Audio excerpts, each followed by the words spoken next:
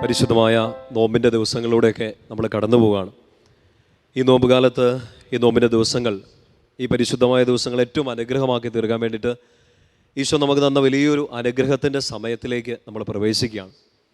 ഇന്നു മുതൽ ഈ 4 ദിവസങ്ങളിൽ കർത്താവിൻ്റെ വചനം നമ്മൾ കേൾക്കുകയും ഈശോയെ ആരാധിക്കുകയും ഈ 4 ദിവസങ്ങളിൽ ഈ നോമ്പിന് വേണ്ടി, നോമ്പിൻ്റെ ഈ ദിവസങ്ങൾ ഏറ്റവും അനുഗ്രഹമാകാൻ വേണ്ടി പരിശുദ്ധാത്മാവിൻ്റെ സഹായത്തോടെ നമ്മളൊന്ന് പരിശ്രമിക്കാൻ വേണ്ടി പോവാണ്. പ്രിയപ്പെട്ട സഹോദരങ്ങളെ, നോമ്പിനെക്കുറിച്ചൊക്കെ ചിന്തിക്കുമ്പോഴേ നമ്മുടെ മനസ്സിലേക്ക് വരേണ്ട ഒരു ബോധ്യം, ആദ്യത്തെ ഒരു ബോധ്യം ഇതാണ്: തിരിച്ചറിവുകളുടെയും തിരിച്ചുവരവിൻ്റെയും സമയമാണ് നോമ്പ്. മനസ്സിലേക്ക് ഉറപ്പിക്കണേ, തിരിച്ചുവരവുകളുടെയും തിരിച്ചറിവുകളുടെയും കാലമാണ് നോമ്പ്. ധ്യാനത്തിൽ പങ്കെടുക്കുമ്പോൾ നിങ്ങളുടെ കയ്യിൽ വിശുദ്ധ ഗ്രന്ഥം ഉണ്ടാകുമെന്ന് കരുതുന്നു. ഒരു നോട്ട് ബുക്കും പേനയൊക്കെ ഒന്ന് എടുത്ത് വെച്ചാൽ ഈ ദിവസങ്ങളൊക്കെ കേൾക്കുന്ന കാര്യങ്ങളൊക്കെ ഒന്ന് എഴുതി വെച്ച് പിന്നീട് ധ്യാനിക്കുമ്പോൾ പരിശുദ്ധാത്മാവ് അത് കൂടുതൽ ബോധ്യങ്ങൾ നൽകും. മാനുഷികമായിട്ട് ചില കാര്യങ്ങൾ നമ്മുടെ ഉള്ളിലോട്ട് കയറാൻ ബുദ്ധിമുട്ടാണെങ്കിൽ പോലും പരിശുദ്ധാത്മാവ് വലിയ കൃപയാൽ നമുക്കത് 30 60 അല്ല 100 മേനിയായിട്ട് ബലം ചൂടും. അതുകൊണ്ട് നിങ്ങൾ നിങ്ങളുടെ നോട്ട് ബുക്കിലേക്ക് ആദ്യം ഒന്ന് എഴുതിയിട്ടേ. ഈ ധ്യാനം ഇല്ലെങ്കിൽ നമ്മൾ ചിലപ്പോൾ 1.5 മണിക്കൂറോളം നീണ്ടു നിൽക്കുന്ന വചന ശുശ്രൂഷയാണ്. അപ്പോൾ ചില സമയത്ത് നമുക്ക് ഉറക്കം വന്നേക്കാം, ചിലപ്പോൾ നമ്മുടെ ശ്രദ്ധ തെറ്റിയേക്കാം, ചിലപ്പോൾ നമുക്ക് മടുത്ത് വായിക്കാം, ചിലപ്പോൾ ഇതൊന്ന് നിർത്തിയിട്ട് എഴുന്നേറ്റ് പോകാനൊക്കെ തോന്നിയേക്കാം. പക്ഷേ അവിടെ ഇരുന്നോണം, ഈശോയുടെ അടുത്ത് പരിശുദ്ധാത്മാവിൻ്റെ കൃപയിൽ അവിടെ ഇരുന്നോണം. അങ്ങനെ ഇരിക്കുമ്പോൾ ഉറക്കം വരാണ്ടിരിക്കാൻ നല്ലപോലെ ശ്രദ്ധിക്കാൻ വേണ്ടിയിട്ടൊക്കെയാണ് വചനവും കാര്യങ്ങളൊക്കെ എഴുതിയിടുക, ബോധ്യങ്ങൾ എഴുതിയിടുക, വചനങ്ങൾ എഴുതിയിടുക, ബൈബിൾ മറിച്ച് നോക്കുക, അടയാളപ്പെടുത്തുക. ഇതൊക്കെ ഹൃദയത്തിലോട്ട് എടുത്തിട്ടുണ്ടെങ്കിൽ നമുക്ക് നല്ല രീതിയിൽ ഈ കാര്യങ്ങൾ മനസ്സിലാക്കാൻ പറ്റും. അപ്പോൾ നിങ്ങൾ നോട്ട് ബുക്കിലേക്ക് ഇത് ആദ്യം എഴുതിയിട്ടെ. ഈ നോമ്പ് കാലം എനിക്ക് തിരിച്ചറിവിൻ്റെയും തിരിച്ചുവരവിൻ്റെയും കാലമാണ്. ഞാൻ ചിലതൊക്കെ തിരിച്ചറിയേണ്ടതുണ്ട്. ഞാൻ തിരിച്ചറിഞ്ഞ് ചിലതിലേക്കൊക്കെ തിരിച്ചു വരേണ്ടതുണ്ട്. നമ്മൾ ആദ്യം അറിയേണ്ട ഒരു ബോധ്യം ഇതാണെന്നറിയോ? ഈ വലിയ ദിവസങ്ങൾ, ഈ അനുഗ്രഹത്തിൻ്റെ ദിവസങ്ങൾ, ഈ ദിവസങ്ങളിൽ നമ്മളെല്ലാവരും തിരിച്ചറിയേണ്ട ഒരു കാര്യം ഈശോയുടെ സ്നേഹമാണ്. നമ്മൾ ഈശോയുടെ പീഡാസനത്തെക്കുറിച്ചൊക്കെ ധ്യാനിക്കുമ്പോൾ എന്തിന് ഈശോ അത്രയൊക്കെ സഹിച്ചു എന്നൊക്കെ ചോദിക്കുമ്പോൾ ഒറ്റ ഉത്തരം നമ്മുടെ മുമ്പിലുള്ളൂ: ഈശോയുടെ സ്നേഹം കാരണം, ഈശോ എന്നോടുള്ള, നിങ്ങളോടുള്ള സ്നേഹം കാരണം അത്രമാത്രം സഹിച്ചു. സിയനയിലെ വിശുദ്ധ കാതറിൻ പറയുന്ന വലിയൊരു സ്റ്റേറ്റ്മെൻറ്റ്, വലിയൊരു ബോധ്യം നമ്മുടെ ഉള്ളിൽ ഓർമ്മയിലുണ്ടെന്നാണ് ഞാൻ കരുതുക. ഈശോയെക്കുറിച്ച്, ഈശോയുടെ പീഡാസനത്തെക്കുറിച്ച് സിയനയിലെ വിശുദ്ധ കാതറിൻ പറയാണ്: ഈശോയെ കുരിശിലേക്ക് ചേർത്ത് പിടിച്ചത് 3 ആണികളല്ല, നിന്നോടുള്ള സ്നേഹമാണ്. എന്നെഴുതി വെച്ചു. ഈശോയെ കുരിശോട് ചേർത്ത് പിടിച്ചത് 3 ആണികളല്ല, പകരം നിന്നോടുള്ള, എന്നോടുള്ള സ്നേഹമാണ്. ഈ നോമ്പ് കാലത്ത് ഈ ഇത്രയും ദിവസങ്ങൾ നമ്മൾ ഉപവസിക്കുകയും ചില കാര്യങ്ങളൊക്കെ ഉപേക്ഷിക്കുകയും ചെയ്യുമ്പോൾ തിരിച്ചറിയേണ്ട ഒന്നാമത്തെ കാര്യം ഇതാണ്: എന്നെ ഈശോ സ്നേഹിക്കുന്നുണ്ട്. അവൻ പീഡ സഹിച്ചതും, അവൻ എൻ്റെ പാപങ്ങൾക്ക് പരിഹാരമായതും, അവൻ കുരിശേറിയതും, ഉദ്ധാനം ചെയ്തതും, ഇപ്പോഴും എൻ്റെ കൂടെ നിൽക്കുന്നതും, എന്നോട് വചനം പറഞ്ഞു തരുന്നതും, എന്നെ സ്നേഹിക്കുന്നതും എല്ലാം അളവില്ലാത്ത അവിടുത്തെ സ്നേഹം ഒന്നുകൊണ്ട് മാത്രമാണ്. ഈ ഒരു തിരിച്ചറിവാണ് ആദ്യമായിട്ട് നമ്മുടെ ഉള്ളിലേക്ക് ഈ നോമ്പിൻ്റെ ദിവസങ്ങളിൽ വരേണ്ടത്. പ്രിയപ്പെട്ട സഹോദരങ്ങളെ, ആ തിരിച്ചറിവിൽ നിന്ന് വേണം ചില തിരിച്ചു വരവുകൾ. നമുക്കറിയാം, വഴി തെറ്റി പോകാറുണ്ട് നമ്മളല്ലേ. നമുക്ക് അബദ്ധങ്ങൾ പറ്റാം. നമ്മുടെ മുന്നോട്ടുള്ള ജീവിതയാത്ര ഇതിങ്ങനെ ഈ ജീവിതത്തിൻ്റെ ചക്രം ഇങ്ങനെ ഉരുളുമ്പോൾ ചിലപ്പോൾ വഴി തെറ്റിപ്പോയേക്കാം, ദിശ മാറിപ്പോയേക്കാം, ലക്ഷ്യം കാണാതെ നമ്മൾ ചിലപ്പോൾ പതുക്കെ സ്ലോ ഡൗൺ ചെയ്തേക്കാം, ചിലപ്പോൾ വഴി തെറ്റി നമ്മൾ ചില കുടുക്കുകളിലേക്ക് പോയേക്കാം, നമുക്ക് എങ്ങോട്ടാണ് പോവേണ്ടതെന്ന് അറിയാതെ കൺഫ്യൂസ്ഡ് ആയി പോയേക്കാം. ഏറ്റവും പ്രധാനമായിട്ടും നമ്മുടെ മുന്നോട്ടുള്ള അനുഗ്രഹത്തിൻ്റെ യാത്ര തടസ്സപ്പെടുത്തുന്ന സാത്താൻ പാപങ്ങൾ കാരണം, പ്രലോഭനങ്ങൾ കാരണം മുന്നോട്ടുള്ള യാത്ര തടസ്സപ്പെടുത്തുക എന്ന് മാത്രമല്ല, വഴി തെറ്റിച്ച് നമ്മളെ വിട്ടേക്കാം. കുറേ അധികം അങ്ങ് ചെന്ന് കഴിയുമ്പോഴായിരിക്കും നമ്മൾ മനസ്സിലാകുന്നത്: ഈശോയെ, ഞാൻ അങ്ങിൽ നിന്ന് ഒത്തിരി അകലെയായിപ്പോയി, എനിക്ക് തിരിച്ചു വരാൻ പോലും പറ്റാത്ത രീതിയിൽ പാപത്തിൻ്റെ ഒരു പടുകുഴിയിലേക്ക്, ഒരു തെറ്റിലേക്ക്, തെറ്റായൊരു ബന്ധത്തിലേക്ക്, ലഹരിയുടെ ഉപയോഗങ്ങളിലേക്ക്, എന്ത് പാപങ്ങളാവട്ടെ എൻ്റെ പ്രിയപ്പെട്ട സഹോദരങ്ങളെ, ഈശോയിലേക്കുള്ള യാത്രയിൽ നിന്ന് നമ്മൾ വഴിതെറ്റിപ്പോയാൽ നമുക്ക് വീഴാനുള്ള സാധ്യതകൾ 100 കണക്കിനാണ്. ആ വീഴുന്നതോ അത്ര അഗാധമായ പടുകുഴികളിലേക്കും ആയിരിക്കും. തിരിച്ചു കയറി വരാൻ നമുക്ക് പറ്റുന്നില്ല എന്ന് തോന്നുന്ന രീതിയിലുള്ള അത്ര വലിയ അകലങ്ങളിലേക്ക്, ആഴങ്ങളിലേക്ക് നമ്മൾ വീണു പോയേക്കാം. പക്ഷെ തിരിച്ചു വരണം. തിരിച്ചു വരവിൻ്റെ കാലമാണ് നോമ്പ്. എങ്ങനെ തിരിച്ചു വരണം? തിരിച്ചറിഞ്ഞ് തിരിച്ചു വരണം. എന്ത് തിരിച്ചറിയണം? ഈശോയുടെ സ്നേഹം തിരിച്ചറിഞ്ഞ് ഈ പടുകുഴിയിൽ നിന്ന്, ഈ തെറ്റായ വഴിയിൽ നിന്ന് നീ തിരിച്ചു വരണം ഈശോയുടെ സ്നേഹത്തിലേക്ക്. ഞാൻ വഴി തെറ്റിപ്പോകുമ്പോഴും, ഞാൻ പാപം ചെയ്തപ്പോഴും, ഒരുപക്ഷെ എൻ്റെ അബദ്ധം കാരണം ഞാൻ ഈശോയെ തള്ളിപ്പറഞ്ഞപ്പോഴും, പാപങ്ങൾ ആവർത്തിച്ച് ചെയ്ത് വലിയ പടുകുഴിയിലേക്ക് ഞാൻ വീണു പോയപ്പോഴും, ആ പടുകുഴിയിലേക്ക് കൈനീട്ടിപ്പിടിക്കാനും അവിടെ നിന്ന് എന്നെ പിടിച്ചുയർത്താനും ഈശോയുടെ സ്നേഹത്തിന് കഴിയും എന്ന് തിരിച്ചറിഞ്ഞ് ഞാൻ തിരിച്ച് കയറി വരികയാണ്. നോമ്പ് തിരിച്ചറിവിൻ്റെയും തിരിച്ചു വരവിൻ്റെയും കാലമാണ്. ഈ ഒരു പരിശുദ്ധമായ നോമ്പിൻ്റെ ദിവസങ്ങൾ ആചരിക്കാൻ ഈശോ നമുക്കൊരു അവസരം തന്നില്ലേ? കഴിഞ്ഞ വർഷത്തെ നോമ്പിൽ ഒരുപക്ഷെ നമ്മുടെ കൂടെ ഉണ്ടായിരുന്നവർ ഇന്ന് പലരും ഉണ്ടാവില്ല. കഴിഞ്ഞ വർഷം നമ്മൾ നോമ്പിൻ്റെ ചില തീരുമാനങ്ങൾ തെറ്റിച്ചിട്ടും ഇതാ വീണ്ടും പുതിയൊരു നോമ്പ്, പുതിയൊരു തിരിച്ചുവരവിന് വേണ്ടി ഈശോ അവസരം ഒരുക്കിയേക്കാണ്. ആൻഡ് ഇതാണ് ഏറ്റവും നല്ല സമയം. പഴയ നിയമത്തിൽ ജോയൽ പ്രവാചകൻ്റെ പുസ്തകത്തിൽ 2-ാമത്തെ അധ്യായം അതിൻ്റെ 12-13 വാക്യങ്ങൾ നമുക്ക് നന്നായിട്ട് കാണാപ്പാടം അറിയാവുന്ന വചനങ്ങളൊക്കെ ഒന്നാണത്. നമ്മൾ ഉപവസിക്കേണ്ടതും നമ്മൾ ഈശോയിലേക്ക് തിരിച്ചു വരേണ്ടതിനെക്കുറിച്ചൊക്കെ ഉള്ള ഒരു ആഹ്വാനം ജോയൽ പ്രവാചകനിലൂടെ പരിശുദ്ധാത്മാവ് നമുക്ക് തരികയാണ്. വചനം ശ്രദ്ധിച്ച് കേൾക്കാം, ഒരുമിച്ച് വായിക്കാം. കർത്താവ് അരുളി ചെയ്യുന്നു, ഇപ്പോഴെങ്കിലും ഉപവാസത്തോടും വിലാപത്തോടും നെടുവീർപ്പോടും കൂടെ നിങ്ങൾ പൂർണ്ണ ഹൃദയത്തോടെ എൻ്റെ അടുക്കിലേക്ക് തിരിച്ചു വരിക. അതൊരു ആഹ്വാനമാണ്. ജോയൽ പ്രവാചകനിലൂടെ പഴയ നിയമത്തിലെ ജനതയ്ക്ക് വേണ്ടി, ഇസ്രായേലിന് വേണ്ടി എഴുതി വെച്ചതാണെന്ന് കരുതരുത്. ഈ ശുശ്രൂഷയിൽ പങ്കെടുക്കുന്ന നമ്മളോടും ഈശോ പറയാണ്, ഇപ്പോഴെങ്കിലും നീ തിരിച്ചു വരണം. നമ്മൾ വിചാരിക്കും നമുക്ക് ചിലപ്പോൾ ഈ നോമ്പിൻ്റെയൊക്കെ സമയങ്ങളിലാണ് കൂടുതൽ അനുതാപത്തെക്കുറിച്ചുള്ള കാര്യങ്ങൾ കേൾക്കുന്നത്. ചിലപ്പോൾ പാപത്തെക്കുറിച്ചുള്ള ഒത്തിരി കാര്യങ്ങൾ കേൾക്കും. എൻ്റെ പ്രിയപ്പെട്ട സ്വരങ്ങളെ ചിലപ്പോൾ നമുക്ക് ഇറിറ്റേഷൻ വരും. ഇതെന്നെ ഈ പാപത്തെക്കുറിച്ച് പറഞ്ഞുകൊണ്ടിരിക്കുന്നത്, ഇതെന്നെ ഈ തെറ്റുകളെക്കുറിച്ച് പറഞ്ഞുകൊണ്ടിരിക്കുന്നത്, ഇതെന്നെ ഈ പിശാചിൻ്റെ പിടിയെക്കുറിച്ചൊക്കെ പറഞ്ഞുകൊണ്ടിരിക്കുന്നത്. ഈശോ ഈ പീഡകൾ മുഴുവൻ സഹിച്ചത് എൻ്റെ പ്രിയപ്പെട്ട സ്വരങ്ങളെ വളരെ സീരിയസ് ആയിട്ട് നമ്മൾ എടുക്കണേ. നമ്മളെ ഒന്ന് തിരിച്ചു കൊണ്ടുവരാൻ വേണ്ടിയിട്ടാണ്. നമ്മൾ ഈ പാപത്തിൽ വീണു പോകാതിരിക്കാൻ വേണ്ടിയിട്ടാണ്. നമുക്ക് ഈശോയുടെ മുമ്പിൽ ഈശോ തരുന്ന അനുഗ്രഹങ്ങളെക്കുറിച്ച് കേട്ടിരിക്കാൻ നമുക്ക് ഒത്തിരി താല്പര്യം ഉണ്ടാകാം. ഇങ്ങനെ പ്രാർത്ഥിക്കുമ്പോൾ ഇത്രയും അനുഗ്രഹം കിട്ടുമെന്നൊക്കെ പറയുമ്പോഴത്തേനും നമുക്ക് ഒത്തിരി സന്തോഷം തോന്നുന്നുണ്ടാകാം. ഈ ഒരു പ്രാർത്ഥന ചൊല്ലിയിട്ട് ഇത്ര അത്ഭുതങ്ങൾ നടന്നു എന്നൊക്കെ സാക്ഷ്യം കേൾക്കുമ്പോൾ നമ്മുടെ ഉള്ളിൽ കടന്ന് ഇങ്ങനെ അഗ്നി കത്തുന്നുണ്ടാകാം ആനന്ദം കൊണ്ട്. പക്ഷെ അതല്ല യഥാർത്ഥ ആനന്ദം. ഈശോ ആനന്ദിക്കുന്ന എവിടെയാണെന്നറിയോ? പാപിയായ ഒരാൾ അയാളുടെ പാപം തിരിച്ചറിഞ്ഞ് ഈശോയിലേക്ക്, ആ സ്നേഹത്തിലേക്ക് തിരിച്ചു വരുമ്പോഴാണ് ഈശോ ഏറ്റവും കൂടുതൽ ആഹ്ലാദിക്കുക. നിങ്ങളുടെ മനസ്സിലുണ്ടാകും ധൂർത്തപുത്രൻ്റെ ഉപമ. സ്വർഗം മുഴുവൻ അവനെക്കുറിച്ച് ആഹ്ലാദിക്കുകയാണ്. ഒരു പാപി തിരിച്ചു വരുമ്പോൾ സ്വർഗം മുഴുവൻ ആഹ്ലാദിക്കുകയാണെന്ന് പറയുക. അതുകൊണ്ട് എൻ്റെ പ്രിയപ്പെട്ട സ്വരങ്ങൾ, ഇന്ന് ശുശ്രൂഷ കൂടുന്ന സമയത്ത്, നോമ്പിൻ്റെ സമയത്ത് അനുദപിക്കണം, കുമ്പസാരിക്കണം, പാപങ്ങൾക്ക് പരിഹാരം തേടണം. പാപത്തിന് പരിഹാരമായിട്ട് ചില സഹനങ്ങൾ, ചില ഉപേക്ഷകളൊക്കെ എടുക്കണം എന്നൊക്കെ പറയുമ്പോൾ ഉള്ളിൽ ഒരു ഇറിറ്റേഷൻ തോന്നരുതേ. നമ്മുടെ പാപങ്ങൾക്ക് പരിഹാരമായിട്ടല്ലേ, നമ്മുടെ പാപങ്ങൾക്ക് പകരമായിട്ടല്ലേ ഈശോ ഈ പീഡകളൊക്കെ സഹിച്ചത്. അങ്ങനെയെങ്കിൽ ഈ നോമ്പിൻ്റെ സമയങ്ങളിൽ നമ്മൾ ഏറ്റവും കൂടുതൽ ഓർക്കേണ്ടത് ഈ 2 കാര്യങ്ങളാണ്. ഒന്ന്, നമുക്ക് പറ്റിപ്പോയ വീഴ്ചകൾ, അതോർത്ത് ദുഃഖിക്കാനല്ല, ആ വീഴ്ചകളിലും നമ്മളെ പിടിച്ചുയർത്തിയ ഈശോയുടെ സ്നേഹം. ഈ 2 കാര്യങ്ങൾ ധ്യാനിക്കുമ്പോഴാണ് നമുക്ക് നോമ്പ് അനുഗ്രഹമായിട്ട് മാറുക. ഈ വർഷത്തെ നമ്മുടെ ഈസ്റ്ററിന്, വെള്ളിയാഴ്ചയിലൊക്കെ നമ്മൾ ഒരുങ്ങുമ്പോൾ തീർച്ചയായിട്ടും നമ്മുടെ ഇടവക പള്ളികളിലോ ദേവാലയങ്ങളോ ആശ്രമ ദേവാലയങ്ങളിലൊക്കെ പോയി നമ്മൾ കുമ്പസാരിക്കും. എൻ്റെ പ്രിയപ്പെട്ട സ്വരങ്ങൾ, ഈ 4 ദിവസം നിങ്ങൾ വചനം കേൾക്കുമ്പോൾ അച്ഛൻ നിങ്ങൾക്ക് വേണ്ടി പ്രാർത്ഥിക്കുകയാണ്. പ്രത്യേകമായിട്ട് നിങ്ങൾ എനിക്ക് വേണ്ടി നമ്മൾ പരസ്പരം പ്രാർത്ഥിക്കണം. അനുതാപത്തോടെ, ആ അനുതാപത്തിൽ നിന്ന് കിട്ടുന്ന ഒരഭിഷേകത്തോടെ നമുക്ക് ഈ വർഷത്തെ ഈസ്റ്റർ ആഘോഷിക്കണം. ഏറ്റവും അനുഗ്രഹമായി തീരണം, തിരിച്ചു വരണം. അതാണ് ഈശോ ആവശ്യപ്പെടുക. പരിശുദ്ധാത്മാവ് ജോയൽ പ്രവാചകനിലൂടെ പറഞ്ഞു തരുന്നു ആ കാര്യം അതാണ്. വീണ്ടും അത് ഹൃദയത്തിലേക്ക് എടുക്കണം. ഇപ്പോഴെങ്കിലും അനുതാപത്തോടെ, ഉപവാസത്തോടെ, ഒരു നിലവിളിയോടെ നീ തിരിച്ചു വാ. നിന്റെ പാപങ്ങളെ ഓർത്ത് നീ പശ്ചാത്തപിക്കുന്ന ഈ വചനം പറയുക. ആ വചനത്തിൻ്റെ തുടർച്ച കണ്ടേ, 13-ാമത്തെ വാക്യം, നിങ്ങളുടെ ഹൃദയമാണ് വസ്ത്രമല്ല കീറേണ്ടത്, നിങ്ങളുടെ ദൈവമായ കർത്താവിലേക്ക് മടങ്ങുവിൻ. ഈശോയിലേക്ക് തിരിച്ചു പോകാനാ വചനം ആവശ്യപ്പെടുക. നമ്മൾ ഒത്തിരി അകന്നുപോയി, അറിഞ്ഞില്ല, ഇത്ര ദൂരെയാണെന്ന് നമ്മൾ അറിഞ്ഞില്ല. എൻ്റെ പ്രിയപ്പെട്ട സ്വരങ്ങളിൽ ചിലപ്പോൾ കഴിഞ്ഞ ഈ ഒരു നോമ്പിൻ്റെ ദിവസങ്ങൾ ഒഴികെ ബാക്കിയുള്ള ദിവസങ്ങളിലൊക്കെ ചിലപ്പോൾ അതികഠിനമായ തെറ്റുകളിലൊക്കെ വീണ് പോയേക്കാം. ചിലപ്പോൾ വലിയ നിരാശയിലേക്കൊക്കെ വീണ് പോയേക്കാം. ഈശോയെ ഇങ്ങനെ ഒരു ബൈപ്പാസ് ചെയ്ത് ഈശോയെ സൈഡാക്കി വെച്ചിരിക്കുന്ന ഒരു ആത്മീയ ജീവിതം, ഒരു കപട ആത്മീയതയൊക്കെ നമ്മൾ ചിലപ്പോൾ അഭിനയിച്ചിട്ടുണ്ടാകാം. This is a time. ഇപ്പോഴാണ് ഒന്ന് തിരിച്ചു വരാനുള്ളൊരു സമയം. മറ്റൊന്നുമല്ല, അനുദപിക്കുക, ഈശോയിലേക്ക് തിരിച്ചു വരിക. നിങ്ങളുടെ ഹൃദയം നുറുങ്ങട്ടെ. മുമ്പേ ലിയോ മാർപ്പാപ്പ പറഞ്ഞ കാര്യം ഒന്നുകൂടെ ഓർമ്മിപ്പിക്കട്ടെ. നിങ്ങൾ എന്തുപേക്ഷിച്ചു എന്നുള്ളതല്ല, നിങ്ങൾ ഈശോയെ സ്വീകരിച്ചോ എന്നുള്ളതാണ് പ്രധാനം. അതുകൊണ്ട് ഈ തവണ ഈ നോമ്പിന് ഈ സാക്രിഫൈസുകളെല്ലാം നമ്മൾ ചെയ്യുമ്പോൾ ഒഴിവാക്കേണ്ടത് പാപമാണ്, തിരിച്ചു പിടിക്കേണ്ടത് ഈശോയുടെ സ്നേഹമാണ്, തിരിച്ച് ചെല്ലേണ്ടത് ഈശോയുടെ സാന്നിധ്യത്തിലേക്കാണ്. നിങ്ങളുടെ ഹൃദയം നുറുങ്ങട്ടെ.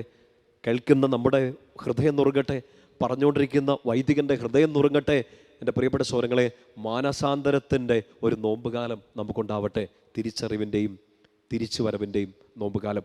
വചനത്തിൻ്റെ തുടർച്ച ഇങ്ങനെയാണ്, എന്തെന്നാൽ അവിടുന്ന് ഉദാരമതിയും കാരുണ്യവാനും ക്ഷമാശീലനും സ്നേഹസമ്പന്നനുമാണ്, ശിക്ഷ പിൻവലിക്കാൻ സദാ സന്നദ്ധനുമാണ്. എൻ്റെ പ്രിയപ്പെട്ട സഹോദരങ്ങളെ, നമുക്ക് നമ്മുടെ വഴികൾ ഒന്നുകൂടെ ഒന്ന് പരിശോധിക്കാം.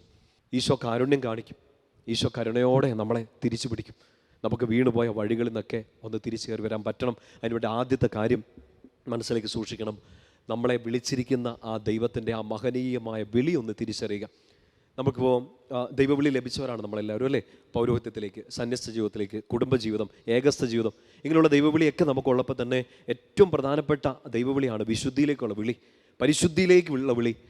പൗലോസ്ലീഹ നമ്മളോട് തെസ്സലോനിക്കക്കാർക്ക് കത്തെഴുതുമ്പോൾ പറഞ്ഞു തരുന്നില്ലേ, അശുദ്ധിയിലേക്കല്ല വിശുദ്ധിയിലേക്കാണ് ദൈവം നമ്മളെ വിളിച്ചിരിക്കുന്നത്. പൗലോസ്ലീഹ ആ ലേഖനത്തിൽ തന്നെ പറയും, നിങ്ങളുടെ വിശുദ്ധീകരണമാണ് ദൈവം ആഗ്രഹിക്കുന്നത്, അഭിലഷിക്കുന്നത്. ഇവിടെ പ്രിയപ്പെട്ട പത്രോസ്ലീഹ തൻ്റെ ആദ്യത്തെ ലേഖനത്തിൽ, രണ്ടാമത്തെ ലേഖനത്തിൽ ഇങ്ങനെ പറയും, 1-ാം അധ്യായം 10-ാമത്തെ വാക്യത്തിൽ, നിങ്ങളുടെ വിളിയും തെരഞ്ഞെടുപ്പും ഉറപ്പിക്കുന്നതിൽ നിങ്ങൾ ശ്രദ്ധിക്കുവിൻ. നിങ്ങളുടെ വിളിയും നിങ്ങളുടെ തെരഞ്ഞെടുപ്പും ഉറപ്പിക്കുന്നതിൽ നിങ്ങൾ ശ്രദ്ധിക്കുക, അങ്ങനെയെങ്കിൽ നിങ്ങൾ വീണു പോവില്ല. സഭയുടെ ആദ്യത്തെ മാർപ്പാപ്പ പറയുന്നതാണ്, അത്ര സീരിയസ് ആയിട്ട് നമ്മളത് എടുക്കണം. 2 പത്രോസ് 1:10 ആ വചനം ഇങ്ങനെ പറയുക, എന്താണ് എൻ്റെ വിളി, എന്താണ് എൻ്റെ തെരഞ്ഞെടുപ്പ്? വിളിച്ചത് കർത്താവാണ്, തെരഞ്ഞെടുത്തത് അവൻ്റെ സ്നേഹം സ്വീകരിക്കാൻ വേണ്ടിയിട്ടാണ്.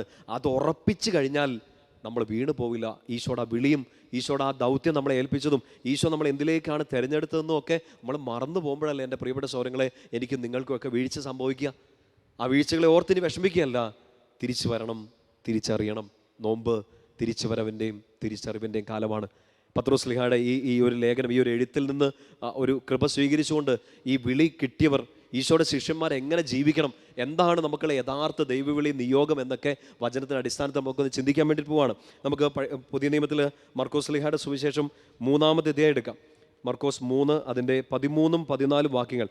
കർത്താവ് തൻ്റെ ആദ്യത്തെ ശിഷ്യന്മാരെ വിളിക്കുന്നൊരു സന്ദർഭത്തെക്കുറിച്ചാണ്. ഇത് ആദ്യത്തെ ആ ശിഷ്യന്മാരെ വിളിക്കുന്നതായിട്ട് മാത്രം കാണരുത്. ഇന്ന് ഈ നോമ്പിലൂടെ ഈശോ നമുക്കും ഒരു വിളി തരുന്നുണ്ട്, തൻ്റെ ശിഷ്യരായി തീരാൻ, തൻ്റെ പ്രിയപ്പെട്ടവരായി തീരാൻ. ആ വിളി എന്തിലേക്കുള്ളതാണ്? നല്ല ശ്രദ്ധയോടെ ഒന്ന് വായിച്ച് മനസ്സിലാക്കുക. 3-ാമത്തെ അധ്യായം 13-14 വാക്യങ്ങൾ. പിന്നെ അവൻ മലമുകളിലേക്ക് കയറി തനിക്ക് ഇഷ്ടമുള്ളവരെ അടുത്തേക്ക് വിളിച്ചു. അവർ അവൻ്റെ സമീപത്തേക്ക് ചെന്നു.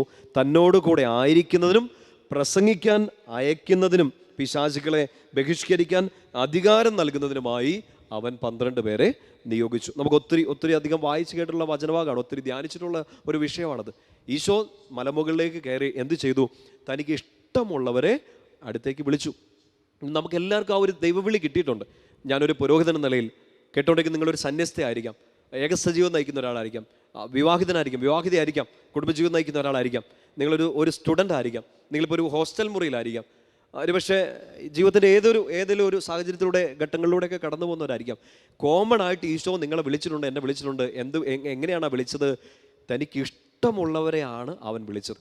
പ്രിയപ്പെട്ട സഹോദരങ്ങളെ, എവിടെയെങ്കിലും വെച്ചൊക്കെ ഈശോയുടെ കൃപ സ്വീകരിക്കാൻ പറ്റിയിട്ടുണ്ടെങ്കിൽ, കൂദാശകൾ സ്വീകരിക്കാൻ പറ്റിയിട്ടുണ്ടെങ്കിൽ, വചനം കേട്ട് ഈശോയെ സ്നേഹിക്കാൻ നിങ്ങൾക്ക് പറ്റുന്നുണ്ടെങ്കിൽ, ഈ വിളി നിങ്ങൾക്കും എനിക്കും കിട്ടിയിട്ടുണ്ട്. തനിക്ക് ഇഷ്ടമുള്ളവരെയാണ് അവൻ വിളിച്ചത്. എൻ്റെയും നിങ്ങളുടെ ഐഡൻറ്റിറ്റി ഏറ്റവും പ്രധാനപ്പെട്ടത് ഇതാണ്, ഈശോ ഇഷ്ടപ്പെട്ട ഒരാളാണ് ഞാൻ. നിങ്ങളുടെ ഹൃദയത്തിലേക്ക് ആഴത്തിൽ പതിയണമെന്ന് ആഗ്രഹിക്കുകയാണ്. ഇന്ന് ഞാനൊരു പാപത്തിൽ വീണിട്ടുണ്ടെങ്കിൽ പോലും, ഞാൻ വല്ലാത്തൊരു നിരാശയുടെ കയങ്ങളിൽ വീണ് പോയിട്ടുണ്ടെങ്കിലും, എനിക്ക് ഈശോയ്ക്ക് ഇഷ്ടമുള്ള ഒരു കാര്യം പോലും ചെയ്യാൻ പറ്റുന്നില്ലാത്തൊരു ജീവിതാവസ്ഥയിലാണ് ഞാനെങ്കിലും, ഒരു അഡ്രസ്സ്, ഒരു ഐഡൻറ്റിറ്റി എപ്പോഴും നിലനിൽക്കുകയാണ്. അവൻ എന്നെ വിളിച്ചിട്ടുണ്ട്, അവൻ എന്നെ ഇഷ്ടപ്പെട്ടു. ഈശോയ്ക്ക് ഇഷ്ടമുള്ള ഒരു ജീവിതമാണ് എൻ്റെ. എൻ്റെ പ്രിയപ്പെട്ട സഹോദരങ്ങളെ, നമുക്ക് ചിലപ്പോൾ തിരിച്ചു കയറി വരാൻ പറ്റാത്തതിൻ്റെ വലിയ കാരണങ്ങളൊന്നും ഇതായിരിക്കാം. എന്നെ കൊള്ളത്തില്ലെന്നോ, എന്നെ ആർക്കും ഇഷ്ടമില്ലെന്നോ, ഞാൻ ശരിയാവില്ലെന്നോ, ഞാൻ എത്ര തീരുമാനം എടുത്തിട്ടോ ഒന്നും കാര്യമില്ല, എത്ര നോമ്പ് നോക്കിയിട്ടോ, എത്ര കുമ്പസാരിച്ചിട്ടും, എത്ര സാക്രിഫൈസുകൾ എടുത്തിട്ടും ശരിയാവില്ല എന്നൊക്കെ നമ്മുടെ ഉള്ളിലേക്ക് ഇങ്ങനെ തോന്നി ഒരുപക്ഷെ തിന്മ അത് തോന്നിപ്പിച്ച് അവസാനം നമുക്ക് നമ്മളോട് തന്നെ ഒരു ഇഷ്ടക്കേട് തോന്നും. ചിലപ്പോൾ ഒത്തിരി കുമ്പസാരിച്ച് കാണുവേ, ഒരേ പാപം തന്നെ പറഞ്ഞിട്ടുണ്ടാവും പലതവണയും. അവസാനം നമ്മുടെ മനസ്സിൽ തന്നെ ഒരു ചിന്ത വരികയാണ്, ഞാൻ എത്ര കുമ്പസാരിച്ചിട്ടും, എത്ര അനുദപിച്ചിട്ടും കാര്യമില്ല, എത്ര ധ്യാനം കൂടിയിട്ടും കാര്യമില്ല, ഞാൻ നന്നാവില്ല എന്ന് നമ്മുടെ ഉള്ളിൽ ചിലപ്പോൾ ഇങ്ങനെ ഒരു ചിന്ത വരും. അങ്ങനെ ആ ചിന്ത കൂടി വന്ന് എന്നാ സംഭവിക്കുന്നത്? ഒരു ഇഷ്ടക്കേട് നമുക്ക് നമ്മളോട് തന്നെ തോന്നുകയാണ്. മറ്റുള്ളവർക്ക് നമ്മളോട് തോന്നുന്നില്ല എന്നുള്ളതല്ല, എനിക്ക് എന്നോട് തന്നെ ഒരു ഇഷ്ടക്കേട് തോന്നുകയാണ്. എന്നെ കൊള്ളത്തില്ല, ഞാൻ ശരിയാവില്ല എന്നൊരു വിധികൽപ്പന നമ്മുടെ മേലെ നടത്തുകയാണ്. അവിടെ നിന്ന് കയറി വരാൻ, ആ കുഴിയിൽ നിന്ന് കയറി വരാനുള്ള ആദ്യത്തെ ബോധ്യം ഇതാണ്, നിനക്കൊരു ദൈവവിളി കിട്ടിയിട്ടുണ്ട്, അവൻ തനിക്ക് ഇഷ്ടമുള്ളവരെ അടുത്തേക്ക് വിളിച്ചു. എൻ്റെ പ്രിയപ്പെട്ട സഹോദരങ്ങളെ, ഒരിക്കലെങ്കിലും നിങ്ങൾക്ക് ഈശോയുടെ സ്നേഹം അനുഭവിച്ചറിയാൻ പറ്റിയിട്ടുണ്ടെങ്കിൽ, അങ്ങനെ ഒരു വാക്യം പറയുന്നത് തന്നെ അത്ര നല്ലതല്ല എന്ന് എനിക്ക് തോന്നുന്നു. കാരണം എത്രയോ ആയിരക്കണക്കിന് തവണ നമ്മൾ ഈശോയുടെ സ്നേഹം തിരിച്ചറിഞ്ഞിട്ടുണ്ട്. ഞാനും നിങ്ങളൊക്കെ പറയാണ്, ഒരു തവണയെങ്കിലും അത് കിട്ടിയിട്ടുണ്ട് എന്ന് നിങ്ങൾക്ക് ബോധ്യമുണ്ടെങ്കിൽ തിരിച്ചറിയുക, അവൻ വിളിച്ചിട്ടുണ്ട്, അവൻ വിളിച്ചത് തനിക്ക് ഇഷ്ടമുള്ളവരെയാണ്. എൻ്റെ എന്തിലേക്കാണ് വിളിച്ച്? ഇഷ്ടമുള്ളവരെ അവൻ വിളിച്ചത് എന്തിനാണ്? ഒന്നാമത്തെ കാര്യം, തൻ്റെ കൂടെ ആയിരിക്കാൻ. പത്രോസ് ശ്ലീഹ പറഞ്ഞ കാര്യം മനസ്സിലോർക്കണേ, നിങ്ങളുടെ വിളി നിങ്ങളുടെ തിരഞ്ഞെടുപ്പ് ഉറപ്പിക്കുന്നതിൽ നിങ്ങൾ ശ്രദ്ധിക്കണം. ഈശോ പറയാണ് ആ വിളി എന്താണ്. മർക്കോസിൻ്റെ സുവിശേഷത്തിലൂടെ നമുക്കൊരു ബോധ്യം തരികയാണ്, എന്നെ വിളിച്ചത് ഈശോയുടെ കൂടെ ആയിരിക്കാനാണ്. അത് കഴിഞ്ഞിട്ടാണ് പ്രഘോഷണം, അത് കഴിഞ്ഞാണ് പിശാചിനെ ബഹിഷ്കരിക്കുന്നത്, അത് കഴിഞ്ഞിട്ടാണ് ബാക്കി എല്ലാ കാര്യങ്ങളും. നമ്മുടെ വിളി, നമ്മുടെ നിയോഗം ഈശോയുടെ കൂടെ ആയിരിക്കാനാണ്. ആദ്യത്തെ അപ്പസ്തോലന്മാരെ, ശിഷ്യന്മാരെയൊക്കെ വിളിക്കുന്ന സമയത്ത് അത് പെട്ടെന്ന് തിരിച്ചറിയാൻ പറ്റുന്നുണ്ട്. അതുകൊണ്ടാണ് വള്ളവും വലയൊക്കെ ഉപേക്ഷിച്ച് അവർ ഈശോയുടെ പിന്നാലെ പോകുന്നത്. മത്തായി സുവിശേഷം 4-ാം അധ്യായം 18 മുതൽ 22 വരെയുള്ള വാക്യങ്ങൾ സമയം പോലെ പിന്നീട് വായിച്ചു നോക്കണം. അവർ വള്ളവും വലയും എല്ലാം ഉപേക്ഷിച്ച്, അവർക്കുള്ളതെല്ലാം ഉപേക്ഷിച്ച് അവർ ഈശോയുടെ പിന്നാലെ പോവുകയാണ്. കാരണം എന്താ? അവർക്കറിയാം ഇപ്പോൾ കിട്ടിയിരിക്കുന്ന വിളി ഉപേക്ഷിച്ച് കളയുന്നതിനേക്കാൾ മൂല്യമേറിയതാണ്. ഉപേക്ഷിച്ച് കളയുന്നത് വള്ളമായിരിക്കാം, ഉപേക്ഷിക്കുന്നത് വലയായിരിക്കാം, പക്ഷെ എനിക്ക് കിട്ടാൻ പോകുന്നത് ഈശോയുടെ കൂടെ ഇരിക്കാനുള്ള ഒരു വിളിയാണ്. ഉപേക്ഷിച്ച് കളയുന്നതിനെ അല്ല, സ്വീകരിക്കുന്നതാണ്, ഈശോയെ സ്വീകരിക്കുന്നതാണ് ഈ നോമ്പിൽ നമ്മൾ ലക്ഷ്യം വെക്കുക. അവർ വള്ളവും വലയും ഉപേക്ഷിച്ചു, പകരം ഈശോയുടെ കൂടെ ആയിരിക്കുന്നത് അനുഗ്രഹമായിട്ട് സ്വീകരിച്ചു. ലൂക്കാ സുവിശേഷം 5-ാം അധ്യായം അതിൻ്റെ 11-ാമത്തെ വാക്യം, പത്രോസ് ശ്ലീഹ വല നിറയെ മത്സ്യം കിട്ടിക്കഴിഞ്ഞപ്പോൾ, വള്ളം നിറയെ മത്സ്യം കിട്ടിക്കഴിഞ്ഞപ്പോൾ പിന്നീട് ആ നിറഞ്ഞു നിൽക്കുന്ന വള്ളത്തിലേക്കും വലയിലേക്കും അല്ല നോക്കിയത്. ഈശോ മുമ്പിൽ മുട്ടുകുത്തി നിന്ന് പാപിയായ എന്നിൽ നിന്ന് അകന്നു പോകണമെന്നൊക്കെ പറഞ്ഞതിന് ശേഷം ഈശോ അനുഗമിക്കാൻ പറയുമ്പോൾ പത്രോസ് ശ്ലീഹ ചെയ്യുന്ന ഒരു കാര്യമുണ്ട്. വള്ളങ്ങൾ കരയ്ക്കടുപ്പിച്ചതിന് ശേഷം എല്ലാം ഉപേക്ഷിച്ച് അവർ അവനെ അനുഗമിച്ചു. പത്രോസിൻ്റെ കൂടെ ഉണ്ടായിരുന്നവരും. ലൂക്കാ 5:11 നമ്മളങ്ങനെ വായിക്കുക. എല്ലാം ഉപേക്ഷിച്ച് അവർ അവൻ്റെ പിന്നാലെ പോയി. മറ്റൊരു ഉദാഹരണം നമുക്ക് എടുത്താൽ ലൂക്കാ സുവിശേഷത്തിൽ തന്നെ അതിൻ്റെ 5-ാമത്തെ അധ്യായം 27-ഉം 28-ഉം വാക്യങ്ങൾ. ലൂക്കാ 5:27-28 വാക്യങ്ങൾ. മത്തായിയെ വിളിക്കുന്ന സന്ദർഭമാണ്, ലേവിയെ വിളിക്കുന്ന സന്ദർഭം. വചനം ഇങ്ങനെയാണ്: ഇതിന് ശേഷം അവൻ പോകും വഴി ലേവി എന്നൊരു ചുങ്കക്കാരൻ ചുങ്കസ്ഥലത്ത് ഇരിക്കുന്നത് കണ്ടു. എന്നെ അനുഗമിക്കുക എന്ന് ഈശോ അവനോട് പറഞ്ഞു. അവൻ എല്ലാം ഉപേക്ഷിച്ച് എഴുന്നേറ്റ് അവനെ അനുഗമിച്ചു. നോക്കിയത് വചനം മുഴുവൻ നമ്മൾ വായിക്കും. പ്രത്യേകിച്ച് സുവിശേഷങ്ങളൊക്കെ വായിക്കുമ്പോൾ നമ്മൾ കാണും എല്ലാ ശിഷ്യന്മാരും ഈശോയെ തിരിച്ചറിഞ്ഞ ശേഷം, ഈശോയെ കിട്ടുമെന്നുള്ള ഉറപ്പ് ഉള്ളത് കൊണ്ട് അവർക്കുള്ളതെല്ലാം ഉപേക്ഷിച്ചു. ഈശോ പറഞ്ഞ സുന്ദരമായ ഒരു ഉപമയില്ലേ, ഈ വയൽ വിൽക്കുന്ന ഒരു മനുഷ്യനെക്കുറിച്ച്. നിധി കണ്ടെത്തിയവൻ, വയൽ വിൽക്കുന്നതല്ല, എല്ലാം വിറ്റ് ആ വയൽ സ്വന്തമാക്കുകയാണ്. കാരണം അതിനുള്ളിൽ എന്തുണ്ട്? നിധിയുണ്ട്. നിധി കണ്ടെത്തിയവന് ബാക്കിയെല്ലാം വെറുതെയാണ്. ഈശോയാകുന്ന നിധിയെ നമ്മൾ സ്വീകരിക്കുക എന്നുള്ളതാണ് നമുക്ക് ബാക്കിയെല്ലാം ഉപേക്ഷിക്കാനുള്ള ഒരു കാരണം. ഒന്നും ഉപേക്ഷിക്കാൻ നമുക്ക് പറ്റുന്നില്ലെങ്കിൽ എൻ്റെ പ്രിയപ്പെട്ട സഹോദരങ്ങളെ, ഈശോയാകുന്ന നിധി നമ്മൾ കണ്ടെത്തിയിട്ടില്ല എന്നാണ് എൻ്റെ അർത്ഥം. നമ്മളിപ്പോഴും പലതിലുമൊക്കെ ഇങ്ങനെ അറ്റാച്ച് ചെയ്ത് നിൽക്കുന്നു. ചിലതിൽ നിന്നൊന്നും പിടിവിടാൻ തയ്യാറല്ല. ശിഷ്യത്വം ആവശ്യപ്പെടുന്ന ഏറ്റവും വലിയ ത്യാഗം ഇതിൽ നിന്നൊക്കെ പിടിവിട്ട് ഈശോയാകുന്ന നിധിയെ മുറുകെ പിടിക്കുക എന്നുള്ളതാണ്. ബാക്കിയെല്ലാം കണ്ടുപിടിക്കുന്നതിന് മുമ്പ് ഈ നിധി കണ്ടെത്തുക എന്നുള്ളതാണ്. ശിഷ്യത്വം ആവശ്യപ്പെടുന്ന ഏറ്റവും വലിയ ത്യാഗവും ശിഷ്യത്വത്തിന് കിട്ടുന്ന ഏറ്റവും വലിയ അനുഗ്രഹവും നിധിയാകുന്ന ക്രിസ്തു നിങ്ങളുടെ കൂടെ ഉണ്ടാകും. ആ ക്രിസ്തുവിൻ്റെ കൂടെ ആയിരിക്കുക എന്നുള്ളതാണ് നിങ്ങൾക്കുള്ള വിളി, എനിക്കുള്ള വിളി. മറ്റൊന്നും നമുക്ക് ആനന്ദമായിട്ട് മാറരുത്. എൻ്റെ പ്രിയപ്പെട്ട സഹോദരങ്ങളെ, സന്തോഷത്തിൻ്റെ ഒത്തിരി കാര്യങ്ങൾ നമ്മുടെ ചുറ്റും സംഭവിക്കുന്നുണ്ട്. സന്തോഷത്തിൻ്റെ കാര്യങ്ങൾ ചിലപ്പോൾ നമുക്ക് ഉപേക്ഷിക്കാൻ ഒരു ബുദ്ധിമുട്ടായിരിക്കും, പക്ഷെ കിട്ടുന്നത് ആനന്ദമാണ്. ക്രിസ്തുവിനോട് ചേർന്ന് നിൽക്കുമ്പോൾ കിട്ടുന്ന ഒരു ആനന്ദം. ആ ആനന്ദമാണ് നമ്മുടെ ശിഷ്യത്വത്തെ, ഒരു ക്രിസ്തീയ ജീവിതത്തെ ഏറ്റവും അനുഗ്രഹമൊക്കെ മാറ്റുക. നമുക്ക് സങ്കീർത്തനം 73:28 ആസാഫ് ഇങ്ങനെ പറഞ്ഞ് പ്രാർത്ഥിക്കുന്നില്ലേ, കർത്താവിനോട് ചേർന്ന് നിൽക്കുന്നതാണ് എൻ്റെ ആനന്ദം. This is my greatest joy to be with my Lord. എൻ്റെ കർത്താവിനോട് ചേർന്ന് നിൽക്കുന്നതാണ് ആനന്ദം. എൻ്റെ പ്രിയപ്പെട്ട സഹോദരങ്ങളെ, നോമ്പുകാലത്ത് നമ്മൾ ചിന്തിക്കേണ്ട വലിയ വിഷയങ്ങൾ ഒന്നാണത്. എനിക്ക് ഉപേക്ഷിച്ച് കളഞ്ഞതിലേക്കോ അവിടുന്ന് ആ പിടിവിട്ട് ഞാൻ കളഞ്ഞതിലേക്കോ ഒന്നും തിരിച്ചു പോകാതെ എന്നെ മുറുകെ പിടിക്കുന്ന എൻ്റെ ഈശോയോട് ചേർന്നിരിക്കുക. അതും ഏത് സാഹചര്യങ്ങളിലാണ്? ഇപ്പം എല്ലാം അനുകൂലമായിരിക്കുന്ന ഒരു സാഹചര്യത്തിൽ മാത്രമല്ല, ഈശോയെ ഒത്തിരി സഹനങ്ങൾ വരികയാണ്, ഒത്തിരി വേദനകൾ വരികയാണ്, ഓരോ ദിവസവും പരീക്ഷണങ്ങൾ വരികയാണ്. ഞാൻ ഈ നോമ്പിൽ ഒത്തിരി ഉപേക്ഷിച്ച് പ്രാർത്ഥിച്ചിട്ടും ചില സാക്രിഫൈസുകളൊക്കെ എടുത്തിട്ട് പ്രാർത്ഥിച്ചിട്ടും പക്ഷേ എൻ്റെ ജീവിതത്തിൽ നിന്ന് സങ്കടങ്ങളൊന്നും മാറുന്നില്ല, അനുകൂലമായിട്ടൊന്നും എൻ്റെ ജീവിതത്തിൽ സംഭവിക്കുന്നില്ല. പക്ഷേ എൻ്റെ പ്രിയപ്പെട്ട സഹോദരങ്ങളെ, സാഹചര്യങ്ങൾ എന്തു തന്നെ ആയാലും, സന്തോഷത്തിൻ്റെ ദിവസങ്ങളായാലും ദുഃഖത്തിൻ്റെ ദിവസങ്ങളായാലും, നിങ്ങൾക്ക് ആരോഗ്യമുള്ളപ്പോഴും രോഗങ്ങളുള്ളപ്പോഴും ഏത് സമയവും ഈശോയോട് ചേർന്ന് നിൽക്കുക, അത് നമ്മുടെ ആനന്ദമായിട്ട് മാറുക. ഇതാണ് യഥാർത്ഥ ക്രിസ്തീയ ജീവിതം, ഇതാണ് യഥാർത്ഥ ദൈവവിളി. നമുക്ക് വരാം സഹനങ്ങളല്ലേ, നമുക്ക് ഈ പരീക്ഷണങ്ങളൊക്കെ വരാം, ഈ ചിലപ്പോൾ ഒരു ശൂന്യത നമ്മുടെ മുമ്പിൽ വന്നേക്കാം, വല്ലാത്ത സഹനങ്ങൾ വന്നേക്കാം, ഉത്തരം കിട്ടാത്ത ചില ചോദ്യങ്ങൾ നമ്മുടെ മുമ്പിൽ വന്നേക്കാം, പെട്ടെന്ന് നാണം കെട്ട് പോകുന്ന അനുഭവങ്ങൾ നമ്മുടെ മുമ്പിൽ വന്നേക്കാം. പക്ഷെ എന്ത് സംഭവിച്ചാലും ഈ ഈശോയിൽ നിന്ന് ഞാൻ അകന്നു പോവില്ല എന്നൊരു തീരുമാനം എടുക്കുക. പ്രാർത്ഥന ഗാനത്തിലൊക്കെ നമ്മളിങ്ങനെ പാടുന്നില്ലേ, ആ കുരിശിൻ്റെ നിഴലിൽ നിന്ന് ഞാൻ അകന്നു പോവില്ല. എനിക്ക് തണലായി നിന്ന് വെയിൽ കൊള്ളുന്ന ഈശോയുടെ കുരിശിൻ്റെ ആ തണലിൽ നിന്ന് ഞാനൊരിക്കലും അകന്നു പോവില്ല. പൗലോസ്ലീഹയൊക്കെ ഇത് സുന്ദരമായിട്ട് പറയുന്നില്ലേ, ക്രിസ്തുവിൻ്റെ സ്നേഹത്തിൽ നിന്ന് ആരെന്നെ വേർപെടുത്തും. എൻ്റെ പ്രിയപ്പെട്ട സഹോദരങ്ങളെ, ഒരു വിളി കിട്ടിയവരാണ് നമ്മൾ. ആ വിളി എന്താണെന്ന് മുമ്പേ പറഞ്ഞു, ഈശോയോട് ചേർന്നിരിക്കുക. ഈശോയിൽ നിന്ന് നമ്മളെ അകറ്റുന്ന, ഈശോയുടെ അടുത്ത് നിന്ന് മാറി നിൽക്കാൻ വേണ്ടി നമ്മളെ പ്രലോഭിപ്പിക്കുന്ന വേദനകൾ വന്നേക്കാം, പരീക്ഷണങ്ങൾ വന്നേക്കാം, പ്രതികൂല സാഹചര്യങ്ങൾ വന്നേക്കാം, നാണക്കേട് വന്നേക്കാം, ഇരുട്ട് വന്നേക്കാം. ഇങ്ങനൊന്നും പ്രാർത്ഥിച്ചിട്ട് കാര്യമില്ലെന്ന് തോന്നിപ്പോകുന്ന അനുഭവങ്ങൾ വന്നേക്കാം. ചിലപ്പോൾ നമ്മുടെ ചുറ്റും നിന്ന് നമുക്ക് അത്രയും കളിയാക്കലുകൾ വന്നേക്കാം. നീ എന്തിനാ ഇങ്ങനെ ഒരു ജീവിതം നയിക്കുന്നതെന്ന് ചോദിച്ച് ചിലപ്പോൾ നമ്മുടെ ആത്മീയ ജീവിതത്തെ കളിയാക്കുന്ന അനുഭവങ്ങൾ വന്നേക്കാം. ഒരുപക്ഷെ ഒത്തിരി പ്രാർത്ഥിച്ചിട്ട് വിശുദ്ധിയിലൊക്കെ ജീവിക്കാൻ ശ്രമിച്ചിട്ട് വീണ്ടും പ്രതീക്ഷിക്കാത്ത അപകടങ്ങളിലേക്ക്, അബദ്ധങ്ങളിലേക്ക്, കണ്ണുനീരുകളിലേക്കൊക്കെ പോകുന്ന ഇരുട്ടിൻ്റെ അനുഭവങ്ങൾ നമുക്കുണ്ടായേക്കാം. എന്തു വന്നാലും, രോഗം വന്നാലും, സങ്കടങ്ങൾ വന്നാലും, സഹനം വന്നാലും ഈശോയിൽ നിന്ന് അകന്നു പോവില്ല എന്ന് തീരുമാനിക്കുന്നിടത്താണ് നിൻ്റെ ഡിസൈപ്പിൾഷിപ്പ്, നിൻ്റെ ശിഷ്യത്വത്തെ സ്വർഗം അപ്രൂവ് ചെയ്ത് തരിക. പഴയ നിയമത്തിൽ നമ്മൾ ഈ സഹനങ്ങളെക്കുറിച്ച് ചിന്തിക്കുമ്പോൾ നമ്മുടെ ഉള്ളിൽ പെട്ടെന്ന് വരുന്ന ഒരാളല്ലേ ജോബ്. പഴയ നിയമത്തിൽ ജോബിൻ്റെ പുസ്തകം നിങ്ങൾ വായിച്ചിട്ടുണ്ടാകും. 42 അധ്യായങ്ങളുള്ള സുന്ദരമായൊരു പുസ്തകമാണ്. ജോബ് ഇങ്ങനെ ഒത്തിരി സഹനങ്ങളിലൂടെ, സങ്കടങ്ങളിലൂടെയൊക്കെ കടന്നു പോകുന്ന സമയത്തും പറയുന്നുണ്ട്, എനിക്ക് എന്നാ സംഭവിച്ചാലും ഞാൻ എൻ്റെ ദൈവത്തിൽ നിന്ന് അകന്നു പോവില്ല. വിളി കിട്ടിയവന് വെല്ലുവിളികളും വരാം, പക്ഷെ ആ വെല്ലുവിളികൾ ഒരിക്കലും അവൻ്റെ വിളിയെ, ആ വിളിയുടെ സൗന്ദര്യത്തെ, ആ മാറ്റ് കുറച്ച് കളയില്ല. ഉറപ്പാണ്, നിങ്ങൾ ഈശോയെ വിശ്വസിച്ചാലും വിശ്വസിച്ചില്ലെങ്കിലും, നിങ്ങൾ ഈശോയോട് ചേർന്ന് നിന്നാലും ചേർന്നില്ലെങ്കിലും വെല്ലുവിളികൾ വരാം. പക്ഷെ വിളി കിട്ടിയവന് ഈ വെല്ലുവിളികൾ ഒരു പ്രശ്നമല്ല. അവൻ ആ വെല്ലുവിളികളെ അതിജീവിച്ച് മുന്നോട്ട് പോകും. എങ്ങനെ വെല്ലുവിളികളെ അതിജീവിക്കും? ഈശോയെ, ഇതല്ല, ഇതിനപ്പുറത്തേക്കുള്ള ഒരു അഗ്നി പരീക്ഷണങ്ങൾ എനിക്കുണ്ടായാലും ഞാൻ നിൻ്റെ അടുത്തുനിന്ന് അകന്നു പോവില്ല, ഞാൻ നിന്നോട് ചേർന്ന് നിൽക്കും. സങ്കീർത്തനം 73:28 എൻ്റെ കർത്താവിനോട് ചേർന്ന് നിൽക്കുന്നതാണ് എൻ്റെ ആനന്ദം. പ്രിയപ്പെട്ട സഹോദരങ്ങളെ, ആ ആനന്ദത്തിൽ വേണം നമുക്ക് പ്രശ്നങ്ങളെ അതിജീവിക്കാൻ. ആ ആനന്ദത്തിൽ വേണം ദൈവവിളി തിരിച്ചറിഞ്ഞ് വെല്ലുവിളികളെ നമ്മൾ അതിജീവിക്കാൻ.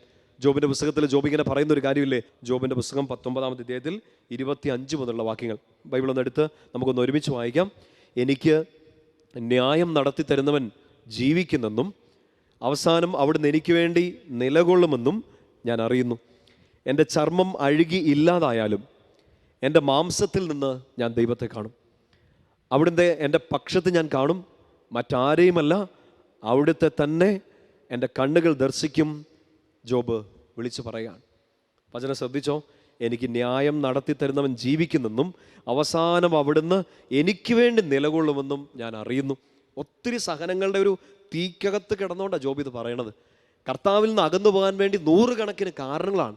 കൂടെ നിന്ന ഭാര്യ പോലും പറയുന്നുണ്ട്, നീ ദൈവത്തെ തള്ളി പറഞ്ഞു പോയി മരിക്കാൻ പറയുന്നുണ്ട്. എന്തിനാ ഈ വിശ്വാസം മുറുകെ പിടിക്കുന്നതെന്ന് ചോദിക്കുന്നുണ്ട്. പക്ഷേ ജോബ് പറയാണ്, എനിക്ക് വേണ്ടി എൻ്റെ കർത്താവ് നിലകൊള്ളും. എൻ്റെ പ്രിയപ്പെട്ട സഹോദരങ്ങളെ, അങ്ങനെ ഒരു വിശ്വാസം നിങ്ങളുടെ ഉള്ളിലുണ്ടോ? കർത്താവ് എനിക്ക് വേണ്ടി നിലകൊള്ളും. ഞാൻ സഹിച്ചുകൊണ്ടിരിക്കുകയാണ്, ഞാൻ വേദനിച്ചുകൊണ്ടിരിക്കുകയാണ്, പക്ഷെ ഒരിക്കൽ കർത്താവിനോട് ചേർന്ന് നിൽക്കാൻ തീരുമാനിച്ച് എന്നെ ഈ സഹനങ്ങളിൽ എൻ്റെ കർത്താവ് എന്നെ കൈവിടില്ല. ഇപ്പം ഞാനൊരു ഇരുട്ടിലാണെങ്കിലും, ഇപ്പം ഞാനൊരു പടുകുഴിയിലേക്ക് വീണു പോയിട്ടുണ്ടെങ്കിലും എൻ്റെ കർത്താവ് എനിക്ക് വേണ്ടി നിലകൊള്ളും. എൻ്റെ ചർമ്മം അഴുകി ഇല്ലാതായാലും എൻ്റെ മാംസത്തിൽ നിന്ന് ഞാൻ എൻ്റെ ദൈവത്തെ കാണും. അവിടുത്തെ എൻ്റെ പക്ഷത്ത് ഞാൻ കാണും. എൻ്റെ കൂടെ കർത്താവ് നിൽക്കുമെന്ന്. എന്തായാലും ആ ഒരു വിശ്വാസം ജോബിനെന്നറിയോ? ജോബ് കർത്താവിൻ്റെ കൂടെ നിന്നു. അതുകൊണ്ട് ജോബിനൊരു ഉറപ്പായിരുന്നു, എന്ത് സഹനത്തിലും കർത്താവ് അവൻ്റെ കൂടെ നിൽക്കുമെന്ന്. നോമ്പ് തിരിച്ചറിവിൻ്റെ സമയമാണ്. എന്ത് സംഭവിച്ചാലും അവൻ നിൻ്റെ കൂടെ നിൽക്കുമെന്നും, നോമ്പ് തിരിച്ച് വരവിൻ്റെ കാലമാണ്. അവൻ കൂടെ നിൽക്കുന്നതുകൊണ്ട് നീ അവൻ്റെ അടുത്തേക്ക് തിരിച്ച് ചെല്ലണമെന്നും ബോധ്യം തരുന്ന സമയമാണ് ഈ നോമ്പിൻ്റെ സമയം. ഈശോയുടെ സ്നേഹം തിരിച്ചറിഞ്ഞാൽ മാത്രം പോരാ, അവസാനം വരെ അവൻ നിനക്ക് വേണ്ടി നിലകൊള്ളുമെന്ന് തിരിച്ചറിഞ്ഞ് മറ്റൊരാളിലേക്ക് ആശ്രയത്തിന് പോകാതെ, ഒരു പ്രലോഭനങ്ങളിലേക്ക് വീണു പോവാതെ ഈ സ്നേഹത്തിലേക്ക് നീ തിരിച്ചു വരിക തന്നെ ചെയ്യണം. പ്രിയപ്പെട്ട സഹോദരങ്ങളെ, അങ്ങനെ തിരിച്ചു വന്നില്ലെങ്കിൽ, അങ്ങനെ ഈശോയോട് ചേർന്ന് നിന്നില്ലെങ്കിൽ, പ്രത്യേകിച്ച് കർത്താവിൻ്റെ സ്പെഷ്യലായ ചില വിളികൾ കിട്ടിയവർ, കർത്താവിൻ്റെ ശിഷ്യത്വത്തിലേക്ക് വിളിക്കപ്പെട്ടവർ എന്ന് വെച്ചാൽ ആരാ? മാമോദീസ ജലം ശിരസിൽ വീണ ഓരോരുത്തർക്കും ഈ ദൈവവിളി കിട്ടിയിട്ടുണ്ട്. നമുക്ക് ഒരു പ്രലോഭനം ഉണ്ടാവും, തൽക്കാലം കുറച്ച് പ്രാർത്ഥനകളൊക്കെ ചെല്ലാം, വർഷത്തിലൊരിക്കലൊക്കെ ഒന്ന് കുമ്പസാരിക്കാം, കുറച്ച് നന്മകളൊക്കെ ഇങ്ങ് ചെയ്ത് അല്പം ബൈബിളൊക്കെ വായിച്ച് ഒരു ക്രിസ്ത്യാനി എന്ന ലേബലൊക്കെ നമുക്ക് കീപ്പ് ചെയ്ത് അങ്ങനെ പോകാമെന്ന്. വലിയ അപകടമാണ് എൻ്റെ പ്രിയപ്പെട്ട സഹോദരങ്ങളെ. നമ്മുടെ ദൈവവിളിയെ നമ്മൾ പ്രോത്സാഹിപ്പിച്ചില്ലെങ്കിൽ, നിങ്ങളുടെ വിളിയും തിരഞ്ഞെടുപ്പും ഉറപ്പിക്കുന്നതിൽ നിങ്ങൾ ഉത്സാഹമുള്ളവരായിരിക്കും, തീഷ്ണതയുള്ളവരായിരിക്കും എന്നാണ് പത്രോസ്ലീഹ പറയുക. നമുക്കിങ്ങനൊരു ദൈവവിളി കിട്ടി, വിശുദ്ധിയിലേക്കുള്ള വിളി, ഒരു ക്രിസ്ത്യാനി ആവാനുള്ള വിളി, കർത്താവിൻ്റെ ഹൃദയത്തോട് ചേർന്നിരിക്കാനുള്ള വിളി. അതിൽ നമ്മൾ വലിയ ബദ്ധശ്രദ്ധരായിരിക്കണം, തീഷ്ണതയുള്ളവരായിരിക്കണം. ഇങ്ങനെ ഒരു ലാഘവ ബുദ്ധിയോടെ ഒരു ഒഴുക്കുന്ന മട്ടിലുള്ള ഒരു ആത്മീയത നമ്മൾ ജീവിച്ചാൽ വലിയ അപകടം നമ്മുടെ മുമ്പിലുണ്ടാവും. നമ്മളിപ്പോൾ ഈ വായിച്ച വചനങ്ങളൊക്കെ ഓർത്തെ പത്രോസ്ലീഹ നമ്മളോട് പറഞ്ഞത് ശ്രദ്ധിക്കണമെന്ന്. അതേ പത്രോസ്ലീഹയാണ് എല്ലാം ഉപേക്ഷിച്ചിട്ട് ഈശോയുടെ പിന്നാലെ പോയത്. ഈ പത്രോസ്ലീഹയുടെ ജീവിതം തന്നെ നമ്മളൊന്ന് എടുത്ത് ഒന്ന് ധ്യാന വിഷയമാക്കിയാൽ ഒരു ക്രിസ്തു ശിഷ്യൻ്റെ ജീവിതത്തിൽ വരാൻ പോകുന്ന അപകടങ്ങളെക്കുറിച്ചുള്ള ഏറ്റവും നല്ലൊരു എക്സാമ്പിളാണ്, ഏറ്റവും നല്ലൊരു ഉദാഹരണമാണ് പത്രോസ്ലീഹ. നമ്മൾ കണ്ടില്ലേ ലൂക്ക 5:11 എല്ലാം ഉപേക്ഷിച്ച് പുറകെ പോയതാണ്. വിശ്വാസം പ്രഖ്യാപിക്കാൻ നമ്മൾ കാണുന്നുണ്ട്. മത്തായി 16:16 ഈശോ ചോദിക്കുന്നുണ്ട്, ഞാൻ ആരെന്നാണ് നിങ്ങൾ പറയുന്നത്? ഈ ശിഷ്യപ്രമുഖനായ പത്രോസ്ലീഹ പറയുന്നത്, ഇതാ ലോകം മുഴുവനെയും മുന്നോട്ട് നയിക്കാൻ പറ്റുന്ന ഒരു സത്യം ഞാൻ നിന്റെ മുമ്പിൽ അവതരിപ്പിക്കുകയാണ്, നീ ജീവനുള്ള ദൈവത്തിൻ്റെ പുത്രനായ ക്രിസ്തുവാണ്. പ്രിയപ്പെട്ട സ്വരങ്ങളെ, ലൂക്കാ സുവിശേഷത്തിൽ തന്നെ പത്രോസ്ലീഹയ്ക്ക് പറ്റുന്ന ഒരു അബദ്ധത്തെക്കുറിച്ച് പറഞ്ഞു തരുന്നുണ്ട്. ഈ വചനഭാഗം നന്നായിട്ട് ശ്രദ്ധിക്കണേ. ലൂക്ക 22:54 വാക്യം പത്രോസിൻ്റെ തള്ളിപ്പറച്ചിലിനെ കുറിച്ചുള്ള ഭാഗമാണ്. സമയമെടുത്തത് പിന്നീട് വായിക്കണം. ഒന്ന് രണ്ട് കാര്യങ്ങൾ പ്രധാനമായിട്ടൊന്ന് സൂചിപ്പിക്കുകയാണ്. ലൂക്ക 22:54 അവർ അവനെ പിടിച്ച് പ്രധാനാചാര്യൻ്റെ വീട്ടിലേക്ക് കൊണ്ടുപോയി പത്രോസ് അകലെയായി അവനെ അനുഗമിച്ചിരുന്നു. വായിച്ചിട്ടുള്ള വചനമല്ലേ, ഒത്തിരി ധ്യാനിച്ച വിഷയങ്ങളല്ലേ. അവനെ അനുഗമിച്ചിരുന്നു. ഈശോയെ അനുഗമിച്ചു. ശ്രദ്ധിച്ച് മനസ്സിലാക്കുക. വിളിക്കപ്പെട്ടത് കൂടെ ആയിരിക്കാനാണ്, പുറകെ നടക്കാനാണ്, അനുഗമിക്കാനാണ്. ലൂക്ക 9:23 ഈശോ പറയുന്നുണ്ട്, കുരിശൊക്കെ എടുത്ത് എൻ്റെ പിന്നാലെ വരണം. ഇതെല്ലാം തയ്യാറാണ്. പത്രോസ്ലീഹ വീഴുന്നത് നിങ്ങൾ കണ്ടിട്ടില്ലേ? നമ്മളിങ്ങനെ ചിന്തിച്ചാൽ ഒറ്റയടിക്കങ്ങ് വീഴുകയായിരുന്നില്ല, പല സ്റ്റെപ്പുകളാണ്. നമുക്ക് മത്തായി സുവിശേഷം 26-ാമത്തെ അധ്യായം എടുക്കാം. ആ ഒരു വചനഭാഗം തന്നെ ധ്യാനിച്ചാൽ നമുക്കിതിനെക്കുറിച്ചുള്ള കൃത്യമായൊരു ബോധ്യം കിട്ടുമെന്ന് കരുതുക. വിശുദ്ധ മത്തായിയുടെ സുവിശേഷം 26-ാമത്തെ അധ്യായം. ബൈബിളൊന്ന് തുറന്ന് അടുത്ത് വെച്ചേക്കുക. ഇതിലെ കുറച്ച് വചനഭാഗങ്ങൾ തന്നെ നമുക്കൊന്ന് പത്രോസിലേക്ക് വന്നുപോയ ഒരു അബദ്ധത്തെക്കുറിച്ച് ചിന്തിക്കാൻ വേണ്ടിയിട്ട് സഹായിക്കും. 26-ാമത്തെ അധ്യായത്തിൽ എൻ്റെ 69 മുതലുള്ള വാക്യങ്ങളാണ് നമ്മൾ വായിക്കുക. വചനം ശ്രദ്ധിച്ച് കേൾക്കുക. ബൈബിളിൽ നിങ്ങളത് നിങ്ങളുടെ കയ്യിൽ വിശുദ്ധ ഗ്രന്ഥം എടുത്തുകൊണ്ട് അതൊന്ന് ഫോളോ ചെയ്യുകയും കൂടെ ചെയ്യണേ. 26-69 ഇങ്ങനെയാണ്. പത്രോസ് പുറത്ത് മുറ്റത്തിരിക്കുകയായിരുന്നു. ഒരു പരിചാരിക അവനെ സമീപിച്ച്, നീയും ആ ഗലീലിയക്കാരനായ യേശുവിനോട് കൂടെ ആയിരുന്നല്ലോ എന്ന് പറഞ്ഞു. വചനം മനസ്സിലായല്ലോ. പത്രോസ്ലീഹായോട് ഒരാൾ വന്നിട്ടൊരു ഒരു ചോദ്യം ഇങ്ങനെ ചോദിക്കുകയാണ്. നമ്മൾ പറഞ്ഞില്ലേ, പെട്ടെന്നൊരു ദിവസം ഉണ്ടാകുന്നൊരു വീഴ്ചയല്ല, ആവർത്തിച്ച് ചെയ്യുന്ന ഒരു വീഴ്ചകളുടെ ഒരു ഘോഷയാത്രയാണ് അവസാനം നമ്മളെ ക്രിസ്തുവിനെ മുഴുവനായും തള്ളിപ്പറഞ്ഞ് നരകം ചൂസ് ചെയ്യാൻ വേണ്ടി നമ്മളെ ഒരു ഓപ്ഷൻ നമ്മുടെ മുമ്പിൽ കൊണ്ട് വെക്കുക. പത്രോസിലേക്ക് പറ്റിയ എന്താണ്? ആദ്യത്തെ കാര്യം നമ്മൾ ചിന്തിച്ചു, അകലെയായി അനുഗമിച്ചു. ഈ ഒരു കാര്യം നിങ്ങൾ ശ്രദ്ധിക്കണം. അകലെ അനുഗമിച്ചവന് ഇനി പുറത്തോട്ടുള്ള വഴികളാണ് തുറന്നു കിട്ടുക. ഈശോയെ അനുഗമിച്ചു എന്ന് പറയുമ്പോഴും അകലെ അനുഗമിച്ചു. അടുത്ത സ്റ്റെപ്പ് സംഭവിക്കുന്നതാണ്, ഈശോ തൻ്റെ വലിയ പീഡാസഹനങ്ങളിലൂടെ കടന്നു പോവാണ്. ന്യായാധിപ സംഘത്തിൻ്റെ മുമ്പിൽ നിൽക്കുകയാണ്. ഈശോയുടെ അടുത്ത് നിൽക്കേണ്ടവൻ ഇപ്പോൾ അകലെ അനുഗമിക്കുകയാണ്. പക്ഷേ അകലെ അനുഗമിച്ചവന് സംഭവിച്ചെന്താണ്? പത്രോസ് പുറത്ത് മുറ്റത്തിരിക്കുകയായിരുന്നു. ക്രിസ്തുവിൽ നിന്ന് അകന്നു. മനസ്സ് മാത്രമല്ല, ഹൃദയം മാത്രമല്ല, ഇതാ ശരീരവും കൂടെ അകലെയാണ്. Totally away from him. അകലെ അനുഗമിച്ച് പതുക്കെ ഇപ്പം പുറത്തായി. ഈ പുറത്ത് നിൽക്കുന്ന സമയത്ത് എൻ്റെ പ്രിയപ്പെട്ട സഹോദരങ്ങളെ, വീഴ്ച നമുക്കുണ്ടാകുമ്പോഴും ഈശോയുടെ കരവും ആ വീഴ്ചയിലേക്ക് അതേ സമയം നീളുന്നുണ്ട്.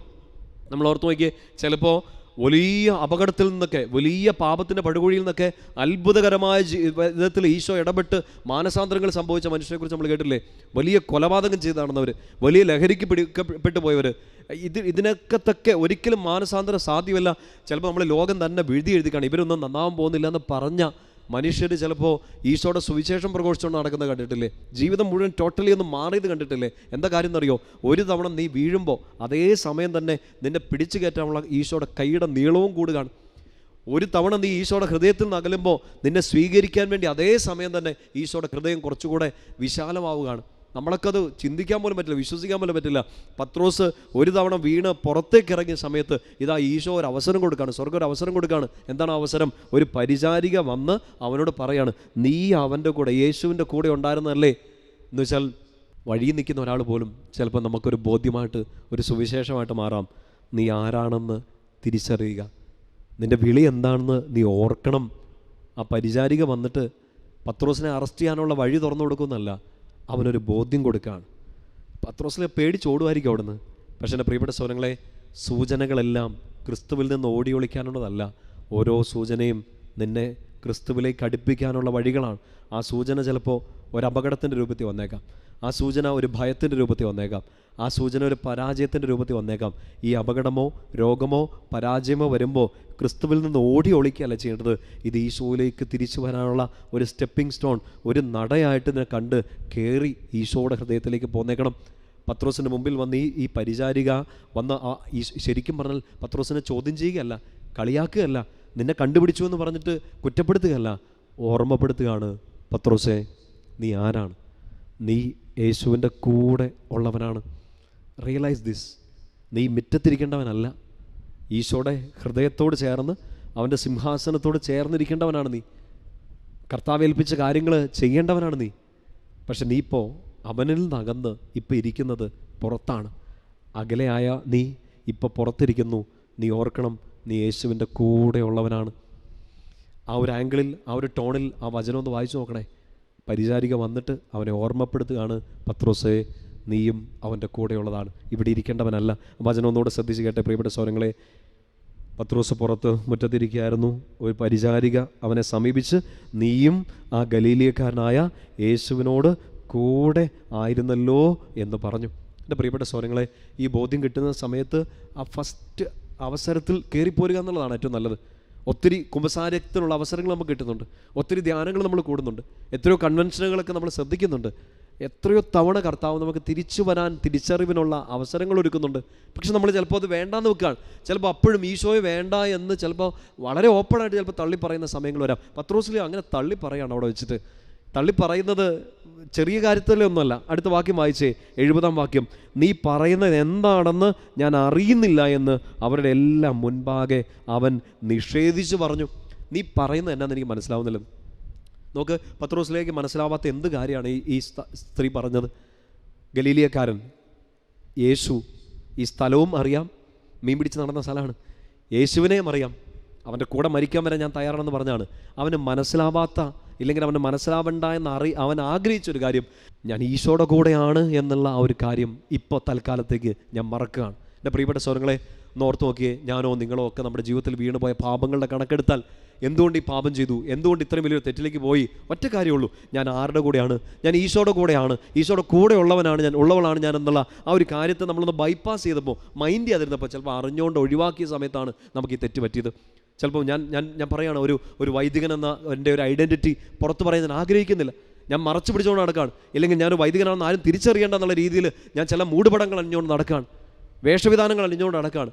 ഞാൻ എന്നെ തന്നെ, എൻ്റെ ഐഡൻറ്റിറ്റിയെ, വൈദികൻ എന്നുള്ള ഐഡൻറ്റിറ്റി അല്ല, ആ വൈദികനായ ഞാൻ ക്രിസ്തുവിനോട് കൂടെ ആയിരിക്കേണ്ടവനാണെന്നുള്ള ഐഡൻറ്റിറ്റി മറച്ചു പിടിക്കാൻ വേണ്ടി ഞാൻ ശ്രമിക്കുമ്പോൾ മാത്രമാണ് എൻ്റെ പ്രിയപ്പെട്ട സഹോദരങ്ങളെ എനിക്കും എൻ്റെ ഈശോയ്ക്കും എൻ്റെ സഭയ്ക്കും നാണക്കേട് ഉണ്ടാകുന്ന രീതിയിൽ എൻ്റെ ജീവിതത്തിൽ അബദ്ധങ്ങൾ പറ്റുക. ഓരോരുത്തരും ഒരു വ്യക്തിപരമായിട്ട് ചിന്തിച്ച്, ഒരു ക്രിസ്ത്യാനി എന്ന ഒരു ലേബൽ, ഒരു പോസിറ്റീവ് ലേബൽ, ക്രിസ്തുവിൻ്റെ രക്തം വീണ് ശുഭ്രവസ്ത്രധാരികളായി വിളിക്കപ്പെട്ട നമ്മൾ ആ ക്രിസ്ത്യാനി എന്ന ഐഡൻറ്റിറ്റി മറച്ചു പിടിക്കാൻ വേണ്ടി ശ്രമിക്കുന്നു. ചിലപ്പോൾ നമ്മുടെ കോളേജുകളിലായിരിക്കാം, നമ്മുടെ ഹോസ്റ്റൽ മുറികളിലായിരിക്കാം, കൂട്ടുകാരെന്ത് വിചാരിക്കും, നാട്ടുകാരെന്ത് വിചാരിക്കും, ഈ രാജ്യക്കാരെന്ത് വിചാരിക്കും. ഇവിടെ ആയിരിക്കുമ്പോൾ ഭയങ്കര ഭക്തിയും, പുറത്തൊരു രാജ്യത്ത് ചെല്ലുമ്പോഴത്തേനും പിന്നെ ഈശോയെ തന്നെ തള്ളിപ്പറഞ്ഞ് നടക്കുന്ന ഒരു ക്രിസ്ത്യാനി എന്ന ഒരു ഐഡൻറ്റിറ്റി വെക്കാനൊരു ധൈര്യമോ ഒരു ആത്മവിശ്വാസമോ ബേസിക്കായൊരു വിശ്വാസം പോലും ഇല്ലാതെ ചിലപ്പോൾ ക്രിസ്തുവിനെ തള്ളിപ്പറയുന്ന മനുഷ്യർ നമ്മുടെ ഇടയിലില്ലേ? നിങ്ങൾക്കോ എനിക്കോ അങ്ങനെ ഒരു അബദ്ധം പറ്റിയെങ്കിൽ this is a wake up call. കർത്താവ് നിന്നെ വിളിക്കുകയാണ്, എന്നെ വിളിക്കുകയാണ്, മോനെ ഇപ്പോൾ വാ, മോളെ ഇപ്പോൾ വാ, ഇപ്പോഴെങ്കിലും നിൻ്റെ ഹൃദയം നുറുങ്ങി നീ എൻ്റെ അടുത്തേക്ക് തിരിച്ചു വാ. നിനക്ക് വേണ്ടി ഹൃദയം നുറുങ്ങി എനിക്ക് തരാൻ പറ്റുന്ന ആ ഒരു സ്നേഹം വേറെ ആർക്കും തരാൻ പറ്റില്ല. നിൻ്റെ ഹൃദയം മുറിച്ചു കൊടുക്കല്ലേ, അത് അപകടമായി മാറുമെന്ന് ഈശോ ഇതാ ഒരു സൂചന തരികയാണ്. അകലെയായ നീ ഇപ്പം മിറ്റത്തായ നീ പുറന്തള്ളപ്പെടും. ആ സ്നേഹത്തിൽ നീ ഇറങ്ങിപ്പോകേണ്ടി വരും. സ്വന്തം ഐഡൻറ്റിറ്റി, സ്വന്തം വിളി ഉറപ്പിച്ചില്ലെങ്കിൽ അപകടമായി മാറും.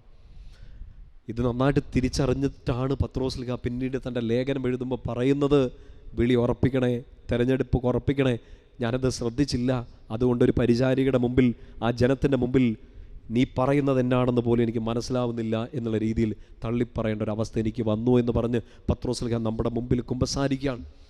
തിരിച്ചറിവിന് വേണ്ടി, നമ്മൾ തിരിച്ചു വരാൻ വേണ്ടിയിട്ട്. പ്രിയപ്പെട്ട സ്വരങ്ങളെ, ആദ്യത്തെ സ്റ്റെപ്പിൽ വീഴ്ച അവിടെയാണ്. ഇനി രണ്ടാമത്തെ സ്റ്റെപ്പ് ശ്രദ്ധിക്കണം, കുറച്ചുകൂടെ അപകടം കൂടിയതാണ്. ഈശോയിൽ നകന്ന് മിറ്റത്തെത്തിയ പത്രോസ് അടുത്തൊരു തള്ളിപ്പറച്ചിൽ ഒരുങ്ങുകയാണ്. ഞാൻ ആരാണെന്നോ എന്തിലേക്കാണ് വിളിക്കപ്പെട്ടതെന്നോ എനിക്കത് മനസ്സിലാവുന്നില്ല എന്നുള്ള രീതിയിൽ ആ ദൈവവിളിയെ, ആ ദൈവത്തെ ചോദ്യം ചെയ്ത, ആ ദൈവത്തെ തള്ളിപ്പറയുന്ന പത്രോസ് അടുത്തൊരു സ്റ്റെപ്പിൽ സംഭവിക്കുന്നത് ശ്രദ്ധിക്കണേ. മത്തായി സുവിശേഷം 26-ാമത്തെ അധ്യായത്തിൽ തന്നെ 71-ാമത്തെ വാക്യം, 69-70 നമ്മളിപ്പോൾ വായിച്ചത്. 71, അവൻ കവാടത്തിലേക്ക് പോയപ്പോൾ മറ്റൊരു പരിചാരിക അവനെ കണ്ടു. അവൾ അടുത്ത് നിന്നവരോട് പറഞ്ഞു, ഈ മനുഷ്യനും നസറായനായ യേശുവിൻ്റെ കൂടെ ആയിരുന്നു. ശ്രദ്ധിക്കണേ, രണ്ടാമത്തെ കാര്യം, വീണ്ടും ഒരു അവസരം കൊടുക്കുകയാണ്. ഒരു പരിചാരിക വന്നിട്ട് പറയാണ്, ഇവനും ഈശോയുടെ കൂടെ ഉള്ളതാണ്. നമുക്ക് എത്രയെത്രയോ അവസരങ്ങളാണ്, മുമ്പേ പറഞ്ഞ അതേ കാര്യമാണ്, വീണ്ടും വീണ്ടും അവസരങ്ങൾ തരികയാണ്. ഒരാൾ നേരിട്ട് വന്ന് പറയുന്നു, നീ ശ്രദ്ധിക്കണേ, അപകടത്തിലേക്കാണ് നീ പോകുന്നത്. ചിലപ്പോൾ ഒരു വൈദികനായിരിക്കും, ഒരു സന്യസ്തയായിരിക്കും, നിങ്ങളോട് വന്ന് പറയുന്നുണ്ടോ, മോനെ ഇത് ശരിയല്ലടാ, ഇത് ശരിയല്ലടി, നീ ഒന്ന് തിരിച്ചു വാ, അപകടമാണ് മോനെ, അപകടമാണ് മോളെ, ശ്രദ്ധിക്കണേ. ചിലപ്പോൾ നമ്മളത് മൈൻഡ് ചെയ്യാണ്ട് പോകും. നാളെ വീണ്ടും ചിലപ്പോൾ പറയും, മറ്റുള്ളവരിലൂടെ പറയും, ഒരു ധ്യാനത്തിൽ മുഴങ്ങി കേൾക്കുന്ന ഒരു വചനത്തിലൂടെ കർത്താവ് നമ്മളോട് പറയും, നീ ഓർക്കണേ, നീ ഈശോടെയാണ്, നീ ഈശോയുടെ കൂടെ നിൽക്കേണ്ടവളാണ്, നീ ഇങ്ങനെ പോവല്ലേ. എൻ്റെ പ്രിയപ്പെട്ട സ്വരങ്ങളെ, കേൾക്കുന്ന വാണിങ്ങളൊക്കെ അവഗണിക്കുന്നവരാണ് ഏറ്റവും വലിയ അപകടത്തിലേക്ക് പോവുക. സൂചനകൾ കിട്ടിയിട്ടും തിരിച്ചു വരാത്തവരാണ് ദൂരങ്ങളിലേക്ക് അകന്നകന്ന് പോവുക. നമ്മളിങ്ങനെ വായിച്ചിട്ടില്ലേ, നിങ്ങളൊരു യാത്ര പോവുകയാണ്, ഒരു ട്രെയിനിൽ നിങ്ങൾ കയറി കഴിഞ്ഞപ്പോഴാണ് അറിഞ്ഞത് നിങ്ങൾക്ക് സ്ഥലം തെറ്റിപ്പോയി, പോവേണ്ട ട്രെയിൻ മാറിപ്പോയി, നിങ്ങൾക്ക് പോകേണ്ട യാത്ര തെറ്റായ ദിശയിലേക്കാണ് പോയിക്കൊണ്ടിരിക്കുന്നത്. എന്താ ചെയ്യേണ്ടത്? ഏറ്റവും അടുത്ത സ്റ്റോപ്പിൽ ഇറങ്ങണം. ഏറ്റവും അടുത്ത സ്റ്റോപ്പിൽ ഇറങ്ങിയില്ലെങ്കിൽ തിരിച്ചു വരവിൻ്റെ സമയം വീണ്ടും കൂടും, നിങ്ങൾ അകലുന്ന ദൂരവും കൂടും, ലക്ഷ്യം എത്താതെ പോകും. സൂചനകൾ കിട്ടുന്നുണ്ട്, നീ യഥാർത്ഥ ട്രെയിനിലല്ല, നീ ശരിക്കുള്ള റൂട്ടിലല്ല. സൂചനകൾ തരും, ചിലപ്പോൾ നമുക്കത് ഇഷ്ടപ്പെടില്ല, തിരുത്തുന്നവരെ ചിലപ്പോൾ നമുക്ക് ഇഷ്ടപ്പെടില്ല, ഉപദേശിക്കുന്നവരുടെ വായടപ്പിക്കാൻ വേണ്ടി ചിലപ്പോൾ നമ്മൾ ശ്രമിക്കും. ഇവരെന്നെ ഇങ്ങനെ പറഞ്ഞുകൊണ്ടിരിക്കണേ, ഇവർക്കിതെന്താ, വേറെ ഒന്നും പറയാനില്ലേ, ഇതൊക്കെ എന്തിനാ, ഞങ്ങൾക്കറിയാലോ എന്നാ ശരി എന്നാണ് തെറ്റ്. എൻ്റെ പ്രിയപ്പെട്ട സഹോദരങ്ങളെ, നമുക്ക് ശരിയെന്ന് തോന്നുന്ന വഴികൾ അപകടത്തിലേക്ക് നയിക്കുന്നതായിരിക്കാം. ശരിയെന്ന് നമ്മൾ തീരുമാനിച്ച കാര്യങ്ങളൊക്കെ മരണത്തിൻ്റെ കയത്തിലേക്ക് നമ്മളെ കൊണ്ടെത്തുന്നതായിരിക്കാം. എവിടെയെങ്കിലുമൊക്കെ ദൈവസ്വരം സംസാരിക്കുന്നവർ അത് പറയുന്നുണ്ടെങ്കിൽ നിങ്ങൾ അവരുടെ വായടപ്പിക്കാതെ നിങ്ങളുടെ ഹൃദയം തുറന്നു പിടിക്കുക. ഒരു പരിചാരികയായിരിക്കാം വന്ന് സൂചന തരുന്നത്, മോനെ മോളെ, നീ ഈശോയുടെ കൂടെയുള്ളവനാണ്, നീ ഈശോടേതാണ്, തിരിച്ചു വരണം. പത്രോസ് ഇപ്പം നിൽക്കുന്നത് എവിടെയാണെന്ന് കണ്ടോ? അകലെ നിന്നവൻ മുറ്റത്തേക്ക് ഇറങ്ങി. 71-ാം വാക്യം നമ്മളിപ്പോൾ വായിച്ചത്. 71-ാം വാക്യം, അവൻ കവാടത്തിങ്കിലേക്ക് പോയി, മുറ്റത്ത് നിന്ന് പതുക്കെ ഗേറ്റിങ്കിലേക്ക്. നോക്ക് എന്തൊരു ദൂരമാണ്, പതുക്കെ ഇങ്ങനെ പോയിക്കൊണ്ടിരിക്കണേ. അവിടെ വെച്ച് ഓർമ്മിപ്പിക്കുന്നുണ്ട്, നീ ഈശോയുടെ കൂടെ ഉള്ളതാണ്. അടുത്ത വാക്യം ശ്രദ്ധിക്കണേ, 72-ാം വാക്യം, ഞാൻ അവനെ അറിയുകയില്ലെന്ന് അവൻ വീണ്ടും ആണയിട്ട് നിഷേധിച്ചു. അപകടം എന്നൊക്കെ പറഞ്ഞാൽ എൻ്റെ പ്രിയപ്പെട്ട സ്വരങ്ങളെ, ചെറിയ അപകടമല്ല. എനിക്ക് അവനെ അറിയില്ല എന്ന് പത്രോസ്ലിഹ പറഞ്ഞു. I don't know him. ആദ്യം പറഞ്ഞ നിഷേധം ശ്രദ്ധിച്ചോ, നീ എന്നാ പറയുന്നതെന്ന് എനിക്ക് മനസ്സിലാവുന്നില്ല. എന്നെ ഉപദേശിക്കുന്ന ഒരാൾ, എന്നെ ഒരാൾ തിരുത്തുന്നു, എൻ്റെ അപ്പനായിരിക്കാം, അമ്മയായിരിക്കാം, എൻ്റെ പ്രിയപ്പെട്ട ഒരാളായിരിക്കാം, നീ മോനെ, നീ പോകുന്ന വഴി ശരിയല്ല, തിരുത്ത്. എനിക്ക് പറയാം, നിങ്ങൾ എന്നെ ഈ പറയുന്നത്, നിങ്ങൾക്ക് എന്നെ മനസ്സിലാവുന്നുണ്ടോ? ഞാൻ തെറ്റ് ചെയ്തിട്ടില്ല, ഞാൻ ശരിയാണ് ഞാൻ ചെയ്തുകൊണ്ടിരിക്കുന്നത്. എനിക്കറിയാം എപ്പോൾ തിരിച്ചു വരണം, എനിക്കറിയാം ഇത് കൺട്രോൾ ചെയ്യാൻ എനിക്കറിയാം. നിങ്ങൾ പറയുന്നത് എനിക്ക് മനസ്സിലാവുന്നില്ല. നിഷേധിക്കാം, പറയുന്നവനെ നിഷേധിക്കാം. പക്ഷേ ആ പറയുന്നവനെ നിഷേധിച്ചാൽ അടുത്ത് നീ ചെല്ലുന്ന ഈ ഗേറ്റിങ്ങിലാണ്, കവാടത്തിങ്കിലാണ്, ഇനി വഴി പുറത്തേക്കുള്ളതാണ്. ആ പുറത്തേക്കുള്ള വഴിയിൽ വെച്ച് നീ തള്ളി പറയുന്നത് ഉപദേശിച്ചവരെ അല്ല, ഈശോയെ തന്നെയാണ്. എനിക്കവനെ അറിയില്ല എന്നവൻ ആണയിട്ട് നിഷേധിച്ചു പറഞ്ഞു. അറിയില്ലെന്ന്, ഈശോയെ അറിയില്ലെന്ന്. എൻ്റെ പ്രിയപ്പെട്ട സഹോദരങ്ങളെ, അപകടം ചെറുതൊന്നുമല്ല. നിങ്ങൾ ശ്രദ്ധിച്ചേ, ആ വചനത്തിൽ ഇങ്ങനെ പറയാണ്, അവൻ ആണയിട്ട് നിഷേധിച്ചു. ആണയിട്ട് നിഷേധിച്ചു, ഉറപ്പിച്ച്. നമ്മളിങ്ങനെ നമ്മുടെ ഒരു നോർമൽ ഇതിലൊക്കെ പറയില്ലേ, കർത്താവാണേ സത്യം, നമ്മൾ ചിലപ്പോൾ ആണയിട്ട് പറയും. നമ്മൾ പറയുന്ന കാര്യത്തെ ഒന്ന് ഉറപ്പിക്കാൻ വേണ്ടി ഇവൻ ആണയിട്ട് പറയാണ്. പത്രോസ് ആണയിട്ട് പറയാണ്, എനിക്കറിയില്ല. ആരെ വെച്ചുകൊണ്ട് പറയും? കർത്താവിനെ വെച്ചുകൊണ്ട് തന്നെ പറയോ? അതും ആണയിട്ട് നിഷേധിക്കുമ്പോൾ നിങ്ങൾ ശ്രദ്ധിക്കണം. ഈശോ പറഞ്ഞ വചനങ്ങളില്ലേ, മത്തായി സുവിശേഷം 5-ാമത്തെ അധ്യായത്തിൽ ഈ ആദ്യത്തെ അപ്പസ്തോലന്മാർ വിളിക്കപ്പെട്ടപ്പോൾ, മത്തായി സുവിശേഷം 4-ാമത്തെ അധ്യായത്തിൽ ഇവർ വിളിക്കപ്പെട്ടിട്ടുണ്ട്. 5-ാമത്തെ അധ്യായം മുതലാണ് ഈശോയുടെ മലയിലെ പ്രഭാഷണം. ആ മലയിലെ പ്രഭാഷണത്തിൽ വെച്ച് ഈശോ പറയുന്നുണ്ട്, ആണയിടരുത്. നോക്ക്, ഈശോയെ തള്ളിപ്പറയുന്നവന് ഈശോയുടെ വചനവും തള്ളിപ്പറയാൻ പറ്റും. ഈശോയെ തള്ളിപ്പറയുന്നവന് വചനം തള്ളിപ്പറയാൻ വളരെ എളുപ്പമാണ്. നിങ്ങൾ ഇന്ന് വചനം വിശ്വസിക്കുന്നില്ലെങ്കിൽ, ദൈവവചനം നിങ്ങൾക്ക് വിശ്വസിക്കാൻ പറ്റുന്നില്ലെങ്കിൽ, ദൈവവചനം നിങ്ങൾ വളച്ചൊടിക്കുന്നുണ്ടെങ്കിൽ, ദൈവവചനം നിങ്ങൾ അതിനെ കളിയാക്കുന്നുണ്ടെങ്കിൽ, ഓൾറെഡി നിങ്ങൾ ഈശോയെ തള്ളിപ്പറഞ്ഞു കഴിഞ്ഞു. ഈശോയുടെ വചനത്തെ തള്ളിപ്പറയുന്നതിൻ്റെ കൂടെ തന്നെ അത് പറഞ്ഞ ഈശോയും കൂടെ തള്ളിപ്പറയുന്നത്. എൻ്റെ പ്രിയപ്പെട്ട സഹോദരങ്ങളെ, പത്രോസ്ലിഹ ആണയിട്ട് നിഷേധിച്ചു, എനിക്ക് അവനെ അറിയില്ല. തെറ്റ് കൂമ്പാരം കൂടുകയാണ്. ആണയിടരുതെന്ന് പറഞ്ഞ അതേ കർത്താവിനെ ആണയിട്ടുകൊണ്ട് പറയാണ്, എനിക്കവനെ അറിയില്ല. അടുത്ത് നിൽക്കുന്നവൻ അകന്നാൽ അപകടം അത്ര അധികമായിരിക്കും. അതുകൊണ്ട് നിങ്ങളുടെ വിളി ശ്രദ്ധിക്കണേ, തെരഞ്ഞെടുപ്പ് ശ്രദ്ധിക്കണേ. അടുത്തൊരു കുമ്പസാരം സാധിക്കുമോ അറിയില്ല. ഇപ്പോഴെങ്കിലും അനുതാപത്തോടെ, നിലവിളിയോടെ, ഉപവാസത്തോടെ നിങ്ങളുടെ ഹൃദയങ്ങൾ കീറി മുറിച്ച് മാനസാന്തരപ്പെട്ട് ക്രിസ്തുവിലേക്ക് തിരിച്ചു വരിക. ഈ സുവിശേഷമാണ് 2026 നോമ്പിൽ നിങ്ങളുടെയും എൻ്റെയും ഹൃദയത്തിലോട്ട് പതിക്കേണ്ടതും. അത് പതിച്ച് വിത്ത് പാകപ്പെട്ട് അവിടെ നിന്ന് അത് ഫലം ചൂടേണ്ടതും. അനുതാപത്തിൻ്റെ ഒരു ഫലം നമുക്കുണ്ടാവണം ഈ നോമ്പിൽ. മറ്റൊന്നും ഈശോയെ ആനന്ദിപ്പിക്കാൻ പോകുന്നില്ല.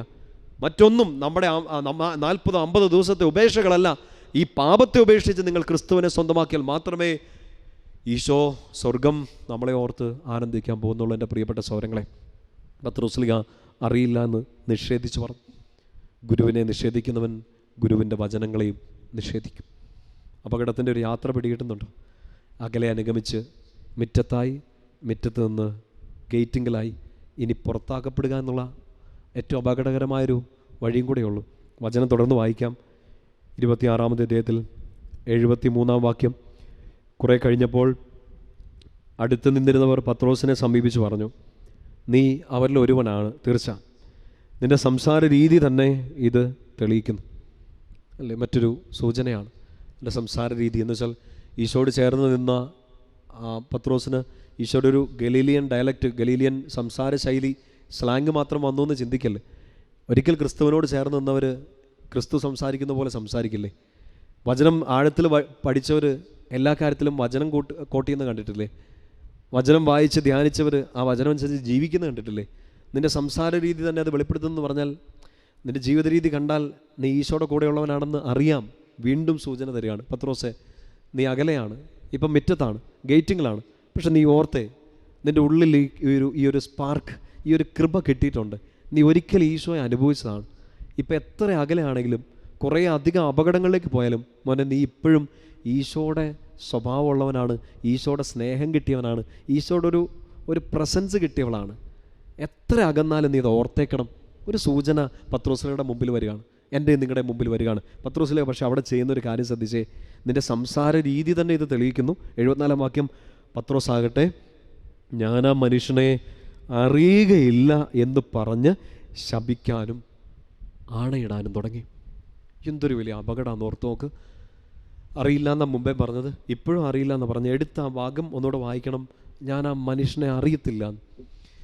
മത്തായി 16:16 പറഞ്ഞു, മനുഷ്യനല്ല, നീ ജീവനുള്ള ദൈവത്തിൻ്റെ പുത്രനായ ക്രിസ്തുവാണ് എന്ന് പ്രഘോഷിച്ചവൻ ഇതാ ഇപ്പുറം നിന്നിട്ട് പറയാണ്, ആ മനുഷ്യനെ എനിക്ക് അറിയത്തു പോലും ഇല്ലെന്ന്.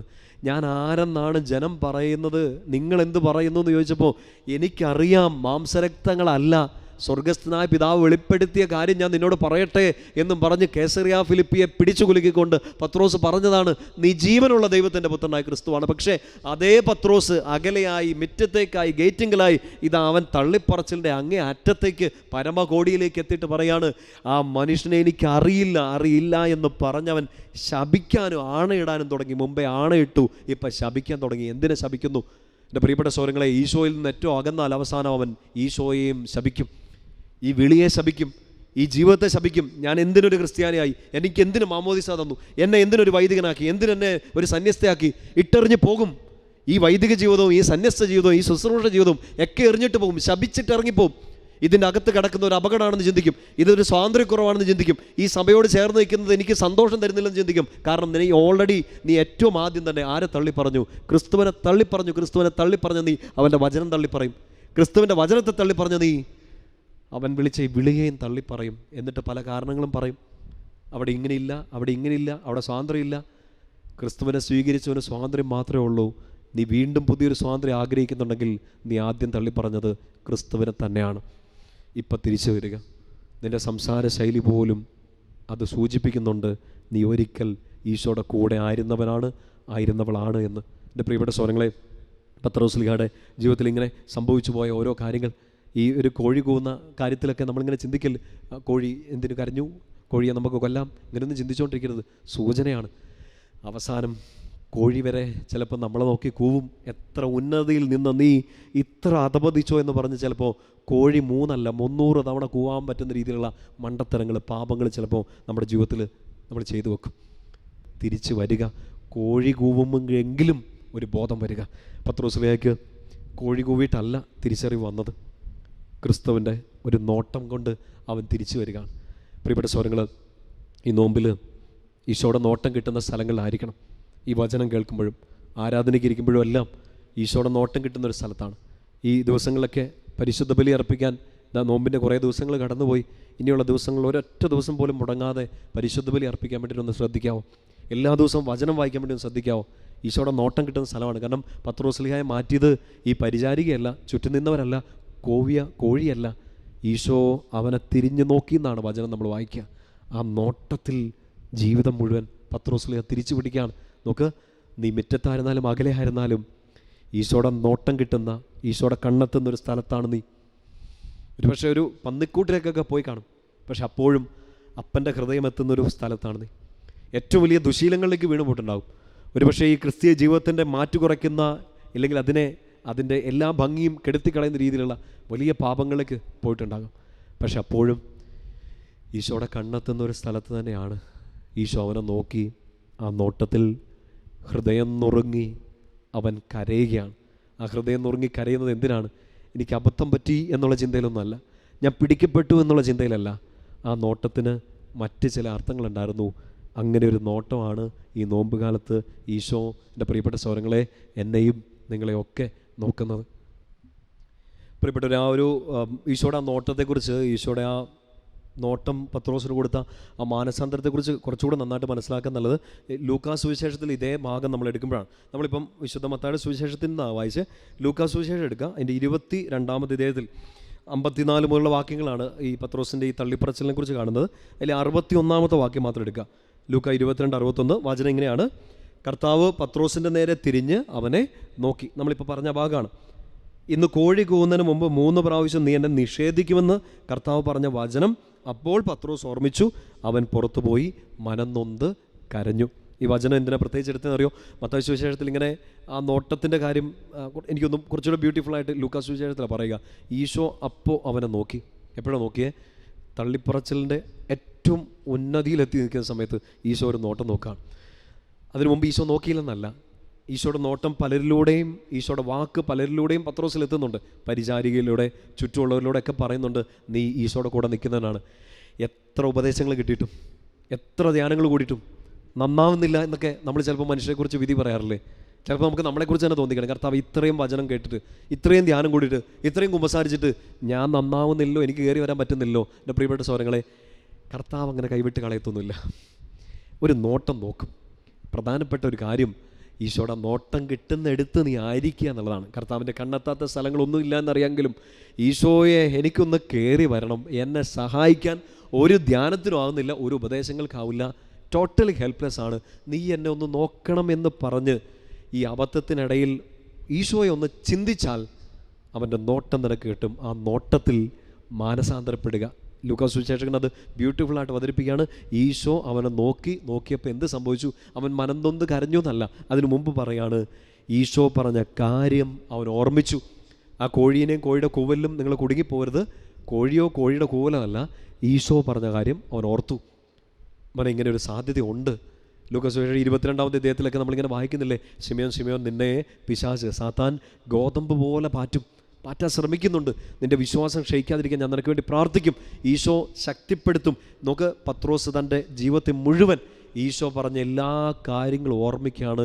ആ ഓർമ്മയിൽ ഏറ്റവും പ്രധാനപ്പെട്ട കാര്യം ഈശോയുടെ സ്നേഹം അയാൾ തിരിച്ചറിയാണ്. ആ സ്നേഹം തിരിച്ചറിഞ്ഞിട്ട് പത്രോസ് മാനസാന്തരപ്പെടുക, ഹൃദയം നുറുങ്ങിക്കരയാൻ. പ്രിയപ്പെട്ട സഹോദരങ്ങൾ, ഈ നോമ്പ് കാലത്ത് കേൾക്കുന്ന ഓരോ വചനവും, സ്വീകരിക്കുന്ന ഓരോ പരിശുദ്ധ കുർബാനയും, കിട്ടുന്ന ഓരോ ബോധ്യങ്ങളും ഓർക്കണേ, ഓരോ കൂദാശയും ഈശോ നിന്നെ നോക്കുന്നതാണ്. പറയുന്ന ഓരോ വചനവും ഈശോ നിൻ്റെ ഹൃദയത്തോട് സംസാരിക്കുന്നതാണ്. ചില സമയത്ത് ഇത്ര നേരം ഒന്നും കേട്ടിരിക്കാൻ പറ്റില്ലെന്ന് തോന്നിയേക്കാം, ഇത്രയൊന്നും ധ്യാനിക്കാൻ എന്നെ കൊണ്ട് പറ്റില്ലെന്ന് വിചാരിച്ചേക്കാം, ഇത്രയും നേരമൊക്കെ ബൈബിൾ വായിക്കാൻ പറ്റുമോ, ഇത്രയും കൂദാശകൾക്ക് എല്ലാ ദിവസമൊക്കെ പോകാൻ പറ്റുമോ? ഒത്തിരി കാരണങ്ങൾ നമുക്ക് ഈശോയുടെ മുമ്പിൽ, ഇല്ലെങ്കിൽ നമ്മുടെ ജീവിതത്തിന് മുമ്പിൽ ഇറക്കി വയ്ക്കായിരിക്കും. മിസ്സാക്കി കളയരുത്. ഈശോ നിന്നെ നോക്കുന്ന സമയങ്ങളാണ്. കുർബാനയുടെ സമയം, വചനവായനയുടെ സമയം, കൂദാശകൾ നീ സ്വീകരിക്കുന്ന സമയം. ഒരു തവണ അത് മിസ്സാക്കിയാൽ മാനസാന്തരത്തിൻ്റെ സമയം പിന്നെയും കൂടും. എത്രയും പെട്ടെന്ന് തിരിച്ചു വരിക. കോഴിയുടെ കൂവൽ കേൾക്കാൻ വേണ്ടി നിൽക്കരുത്. പരിചാരിക സൂചന തരുന്ന സമയത്ത് തന്നെ ഈ മുറ്റത്ത് നിന്ന് തിരിച്ച് ഈശോയുടെ ഹൃദയത്തിലേക്ക് തിരിച്ചു കയറി വരിക. എൻ്റെ പ്രിയപ്പെട്ട സഹോദരങ്ങളെ, പത്രോസ്ലീഹ മനംനൊന്ത് കരഞ്ഞ് മാനസാന്തരപ്പെട്ടു. നോക്ക്, ഈ നോട്ടം വെറുതെ കുറ്റപ്പെടുത്തേണ്ടേ അല്ല. നീ ഈ തെറ്റൊക്കെ ചെയ്തില്ലേ, നോക്ക് ഞാൻ പറഞ്ഞ പോലെ സംഭവിച്ചില്ലേ, നീ ഈ വാണിംഗ് ഒക്കെ കേട്ടിട്ട് നീ എന്നെ അനുസരിക്കാഞ്ഞേ എന്നും പറഞ്ഞ് ഈശോ എൻ്റെ പ്രിയപ്പെട്ട സഹോദരങ്ങളെ എന്നെയോ നിങ്ങളെയോ കുറ്റപ്പെടുത്തുകയല്ല, എന്നെ ശിക്ഷിക്കാനോ നിങ്ങളെ ശിക്ഷിക്കാനോ ഉള്ളൊരു നോട്ടമല്ലത്. കണ്ടുപിടിച്ചേ എന്ന് പറഞ്ഞുകൊണ്ടുള്ള ഒരു അറസ്റ്റ് ചെയ്യാനുള്ള കളിയാക്കലിൻ്റെ നോട്ടമല്ല അത്. ചിലപ്പോൾ നമ്മുടെ പ്രിയപ്പെട്ടവരാരെങ്കിലും നമ്മൾ ചെയ്ത അബദ്ധങ്ങളൊക്കെ കണ്ടിട്ടുണ്ടെങ്കിൽ ഒരു നോട്ടം നോക്കും, അല്ലേ? നീ ഇങ്ങനെ മാന്യനായിട്ട് നടന്നിട്ട് നീ ഇങ്ങനെ ആയിരുന്നോ? അപ്പോൾ ഇതാണല്ലേ ഒറിജിനൽ, ഇതാണല്ലേ കള്ളത്തരം, ബാക്കിയുള്ള മുഖംമൂടിയല്ലേ എന്ന് പറഞ്ഞ ആളുകൾ നോക്കാം, കളിയാക്കാം, അവർ നമ്മളെ ഡീമീൻ ചെയ്യാം, അവർ നമ്മളെ കളിയാക്കി മാറ്റി നിർത്തിയേക്കാം. പക്ഷേ ഈശോ കണ്ടിട്ട് കളിയാക്കുകയല്ല, കേട്ടിട്ട് മാറ്റി നിർത്തുകയല്ല, കണ്ടിട്ട് കേട്ടിട്ട് ഈശോ കാരുണ്യത്തോടെ നിന്നെ കടാക്ഷിക്കുകയാണ്. ഈശോയുടെ നോട്ടത്തിൻ്റെ പ്രത്യേകത അതല്ലേ? ഒരാളെ സൗഖ്യപ്പെടുത്താനും ഒരാളെ ശക്തിപ്പെടുത്താനും മാത്രം കൃപയുള്ള ശക്തിയുള്ള ഒരു നോട്ടമാണ് ഈശോടത്. പത്രോസ്ലിഹായ്ക്ക് മാനസാന്തരം ഉണ്ടാക്കിയത് പേടിയല്ല. നാളെ എന്തെങ്കിലുമൊക്കെ സംഭവിക്കുമോ, കർത്താവ് കടിക്കുമോ, മാന്തുവോ, നരകത്തിലെറിയോ, പേടി കാരണമല്ല പത്രോസ് മാനസാന്തരപ്പെട്ടത്. ഇപ്പം മാനസാന്തരപ്പെട്ട കുറേ നന്മ എനിക്ക് വരും, എനിക്ക് വീട് പണി പൂർത്തിയാക്കാൻ പറ്റും, എനിക്ക് ജോലി കിട്ടും എന്നുള്ള പ്രതീക്ഷയിലല്ല നന്മ ചെയ്യുന്നത്, മാനസാന്തരപ്പെടുന്നത്. എന്തിനാണ് മാനസാന്തരപ്പെട്ടെ? ഈ പാപിയായ എന്നെ അവൻ കടാക്ഷിച്ചു, സ്നേഹത്തോടെ എന്നെ നോക്കുന്നുണ്ട്, എനിക്കിപ്പം മാറണം. ഈശോയുടെ സ്നേഹം അയാളെ മാനസാന്തരപ്പെടുത്തി. നോക്ക്, ചിലപ്പോൾ നമ്മൾ ധ്യാനം കൂടി, ചിലപ്പോൾ നമ്മൾ ഉപദേശങ്ങൾ കേട്ടു, എന്നിട്ട് എന്താ എൻ്റെ ജീവിതം മാറാത്ത? എൻ്റെ പ്രിയപ്പെട്ട സഹോദരങ്ങളെ, ജീവിതം മാറണമെങ്കിൽ ഒരു കാര്യം മാത്രം സ്വീകരിക്കണം: ഉപദേശങ്ങളുടെ മുകളിൽ നിൽക്കുന്ന ഈശോയുടെ സ്നേഹം, ധ്യാനങ്ങൾക്ക് മുകളിൽ നിൽക്കുന്ന ഈശോയുടെ സ്നേഹം, തിരുത്തലുകൾക്ക് മുകളിൽ നിൽക്കുന്ന ഈശോയുടെ സ്നേഹം, ഭയങ്ങൾക്കും പ്രോമിസുകൾക്ക് വാഗ്ദാനങ്ങൾക്ക് മുകളിൽ നിൽക്കുന്ന ഈശോയുടെ സ്നേഹം. ആ സ്നേഹമാണ്, ആ ഒരൊറ്റ സ്നേഹം മാത്രമാണ് എന്നെയും നിങ്ങളെയും മാനസാന്തരപ്പെടുത്തുക. ഈശോയുടെ മുമ്പിൽ ഇന്ന് നമുക്ക് ഈ ധ്യാനത്തിൻ്റെ ആദ്യത്തെ ദിവസം പറയേണ്ടതും അത്രയാണ്: കർത്താവേ, എൻ്റെ സ്നേഹം നീ മനസ്സിലാക്കണം. എനിക്ക് അബദ്ധങ്ങൾ പറ്റിപ്പോകുന്നുണ്ട്, തെറ്റുകൾ വീഴ്ചകളൊക്കെ സംഭവിച്ചു പോകുന്നുണ്ട്, അറിഞ്ഞുകൊണ്ട് ഒത്തിരി പാപങ്ങളിലേക്ക് ഞാൻ വീണുപോയി, അറിയാതെ ചില അബദ്ധങ്ങളിലേക്ക് വീണുപോയി. പക്ഷേ ഈശോ, ഞാൻ മുറ്റത്താണോ, ഗേറ്റിങ്കിലാണോ, പുറത്താണോ, അകലെയാണോ അറിയില്ല, എൻ്റെ ഉള്ളിൽ ഞാൻ നിന്നെ സ്നേഹിക്കുന്നുണ്ടെന്ന് ഈശോയോട് നിങ്ങൾ പറ. ആ സ്നേഹം ഈശോ തിരിച്ചറിഞ്ഞിട്ടുണ്ട്. സ്നേഹത്തോടെ അവൻ നോക്കുന്നത് നീ തിരിച്ചറിയുക, മാനസാന്തരപ്പെടുക, അഭിഷേകത്തിലേക്ക് തിരിച്ചു വരിക. യോഹന്നാൻ്റെ സുവിശേഷം അവസാനിക്കുമ്പോൾ 21-ാമത്തെ അധ്യായത്തിൽ തിബേരിയാസിൻ്റെ തീരങ്ങളിൽ വെച്ച് ഈശോ ഇങ്ങനെ പത്രോസിനെ പിടിച്ചു നിർത്തി ചോദിക്കുന്നുണ്ട്. എത്ര മത്സ്യം കിട്ടിയെന്നല്ല, 153ഓളം മത്സ്യങ്ങൾ കിട്ടിയെന്നാണ് നമ്മൾ വായിക്കുക. പത്രോസ്, ഇനി എന്താ പരിപാടി എന്നല്ല, ഇനി എന്താണ് പരിപാടിയെന്ന് ഈശോ പറഞ്ഞു കൊടുക്കുന്നുണ്ട്. അതിനു മുമ്പ് ഈശോ ചോദിക്കുന്നുണ്ട്: നീ ആഗ്രഹിക്കാത്ത ഇടങ്ങളിലേക്ക് നീ പോകേണ്ടി വരും, നീ കൈനീട്ടും. വരാനിരിക്കുന്നൊരു രക്തസാക്ഷിത്വത്തെക്കുറിച്ചൊക്കെ ഈശോ പറയുന്നതിന് മുമ്പ് 3 തവണ ചോദിക്കും: നീ എന്നെ സ്നേഹിക്കുന്നുണ്ടോ? നീ എന്നെ സ്നേഹിക്കുന്നുണ്ടോ? പത്രോസ് പറയുന്നുണ്ട്, ഞാൻ സ്നേഹിക്കുന്നു. അവസാനത്തെ ഒരു പറച്ചിലുണ്ട്: നിനക്കെല്ലാം അറിയാലോ. നോക്ക്, പത്രോസ് പിന്നെ അവിടെ ഒരു മുഖംമൂടിയും വെക്കുന്നില്ല. കർത്താവെ, ഞാൻ സ്നേഹിക്കുന്നുണ്ട്, ഞാൻ വിശ്വസിക്കുന്നുണ്ടെന്ന് ചുമ്മാ പ്രഖ്യാപിക്കല്ല. നിനക്കെല്ലാം അറിയാലോ, ഞാൻ സ്നേഹിക്കുന്നുണ്ടെന്നറിയാം, എൻ്റെ കുറവുകൾ നിനക്കറിയാം. അതാണ് പത്രോസ് പറഞ്ഞുകൊണ്ടിരിക്കണേ. നിനക്കെല്ലാം അറിയാലോ. എന്ത്? ഞാൻ നിന്നെ സ്നേഹിക്കുന്നു എന്ന് പറയുന്നത് മാത്രമല്ല, വിശ്വാസം പ്രഖ്യാപിച്ചത് മാത്രമല്ല, ഇടയ്ക്ക് നിന്നിൽ നിന്ന് അകന്നു പോയതും നീ അറിയുന്നുണ്ടല്ലോ. എനിക്ക് സ്നേഹിക്കാൻ ആഗ്രഹമുണ്ട്, ഞാൻ സ്നേഹിക്കുന്നുണ്ട്, പക്ഷേ എനിക്ക് എൻ്റെ കുറവുകളും ഉണ്ട്. പക്ഷേ ഈശോ ആ 3 തവണ കേട്ട് കഴിഞ്ഞിട്ട് ഇനി നിനക്ക് കുറവില്ലെന്നോ, ഈ കുറവെല്ലാം ഞാൻ മാറ്റിയെന്നോ അല്ല പറയുന്നത്. ഇനി നീ മുന്നോട്ട് നീങ്ങാൻ പത്രോസിനോട് പറയാം. നിൻ്റെ കുറവുകളിലേക്ക് നോക്കിയിരിക്കാതെ, നിൻ്റെ കഴിഞ്ഞ കാലത്തെ കെട്ട അവസ്ഥകളിലേക്ക് ഒന്നും നോക്കിയിരിക്കാതെ പത്രോസ്, നീ മുന്നോട്ട് നീങ്ങുക. നിൻ്റെ വഴികളൊക്കെ ഒന്നും കൂടെ പരിശോധിക്കുക. എവിടെയെങ്കിലുമൊക്കെ ഇപ്പോൾ അകലെയാണോ എന്ന് ഓർക്കുക. നമുക്ക് എൻ്റെ പ്രിയപ്പെട്ട സഹോദരങ്ങളെ, ഇത് പത്രോസ്ലിഹായോടല്ലല്ലോ പറയണേ, ഇത് പറഞ്ഞുകൊണ്ടിരിക്കുന്ന എന്നോടും കേട്ടോണ്ടിരിക്കുന്ന നിങ്ങളോടും ഈശോ ഈ നോമ്പിൻ്റെ ഈ ധ്യാനത്തിൻ്റെ ആദ്യത്തെ ദിവസം പറയല്ലേ: കുഞ്ഞെ, നീ ഒന്ന് പരിശോധിക്ക്. അകലെയാണോ, ദൂരെ ആയിപ്പോയോ, സ്നേഹം കുറഞ്ഞു പോയോ, നീ ഇപ്പോഴും എന്നെ സ്നേഹിക്കുന്നുണ്ടോ? ഈശോ ചോദിക്കുകയാണ്. വഴികളൊക്കെ ഒന്ന് പരിശോധിച്ച് അവൻ്റെ അടുത്തേക്ക്, നിൻ്റെ നേരെ കൈനീട്ടുന്ന അവൻ്റെ അടുത്തേക്ക് നീയും കൂടെ ഒന്ന് കൈനീട്ടിക്ക്. മാനസാന്തരത്തിൻ്റെ ഒരു അഭിഷേകം ഒന്ന് നിറയട്ടെ. ആ സ്നേഹം കൊണ്ട് മാനസാന്തരപ്പെടാൻ ഇടവരട്ടെ. തിരിച്ചറിഞ്ഞ്, ആ സ്നേഹം തിരിച്ചറിഞ്ഞ് ഇപ്പോഴെങ്കിലും ഒന്ന് തിരിച്ചു വരാൻ നമുക്ക് കൃപ ലഭിക്കട്ടെ. പത്രോസ്ലിഹായ്ക്ക് ഒരു മാറ്റം വന്നതുപോലെ എൻ്റെ പ്രിയപ്പെട്ട സഹോദരങ്ങളെ, ഈ നോമ്പിൽ നമുക്കൊരു മാറ്റം വരണം. ഈ ധ്യാനത്തിന് 4 ദിവസങ്ങളിൽ വചനം കേൾക്കുക മാത്രമല്ല, ധ്യാനങ്ങൾ കൂടെ മാത്രമല്ല, ആരാധനയ്ക്കിരിക്കുക മാത്രമല്ല, ഏറ്റവും പ്രധാനമായിട്ട് ഈശോയുടെ ഒരു സ്നേഹത്തിൻ്റെ കടാക്ഷം നിങ്ങൾക്ക് ലഭിക്കട്ടെ, എനിക്ക് ലഭിക്കട്ടെ. ആ സ്നേഹം, ആ കടാക്ഷം നമ്മളെ മാറ്റിമറിക്കട്ടെ. പുതിയ ജീവിതങ്ങൾ നമുക്ക് ഉണ്ടാവട്ടെ. കഴിഞ്ഞ കെട്ട കാലം നമുക്കുണ്ട്. മറന്നു കളയാൻ ആഗ്രഹിക്കുന്ന ഒരു പുഴുക്കുത്തേറ്റ പാപജീവിതം നമുക്കുണ്ട്. ഒരുപക്ഷെ അകന്നൊരു പന്നിക്കൂട്ടിൽ പോയി കിടക്കുന്ന അവസ്ഥയിൽ അങ്ങനെ മോശമായിട്ട് പോയിട്ടുണ്ടാകാം. ഈശോയ്ക്ക് മാറ്റിയെടുക്കാൻ പറ്റുന്നൊരു ജീവിതമാണ് നിൻ്റെതും എൻ്റെതും. കർത്താവിൻ്റെ കണ്ണെത്താത്ത, കർത്താവിൻ്റെ കയ്യെത്താത്ത ഒരു സ്ഥലത്തേക്ക് ആരും മറഞ്ഞ് തകർന്നു പോയിട്ടില്ല. വീണതൊരു കുഴിയിലായിരിക്കാം, തകർന്ന് തരിപ്പണമായിട്ട് നിൽക്കുകയായിരിക്കാം, പിടിച്ചു നിൽക്കാൻ പറ്റാത്ത, ഈശോയെ തള്ളിപ്പറയുന്ന ഒരവസ്ഥയിലായിരിക്കാം. ഇപ്പോഴും നിന്നെ സ്നേഹത്തോടെ കടാക്ഷിക്കുന്ന കർത്താവ് കൂടെയുണ്ട്. പ്രിയപ്പെട്ട സ്വരങ്ങളെ, നമ്മൾ ഇന്നത്തെ ഈ ആദ്യത്തെ ദിവസത്തെ ധ്യാനം അവസാനിപ്പിക്കുകയാണ്. കർത്താവ് നമ്മളോട് സംസാരിച്ച ഓരോ കാര്യങ്ങൾക്ക് നമുക്ക് നന്ദി പറയാം.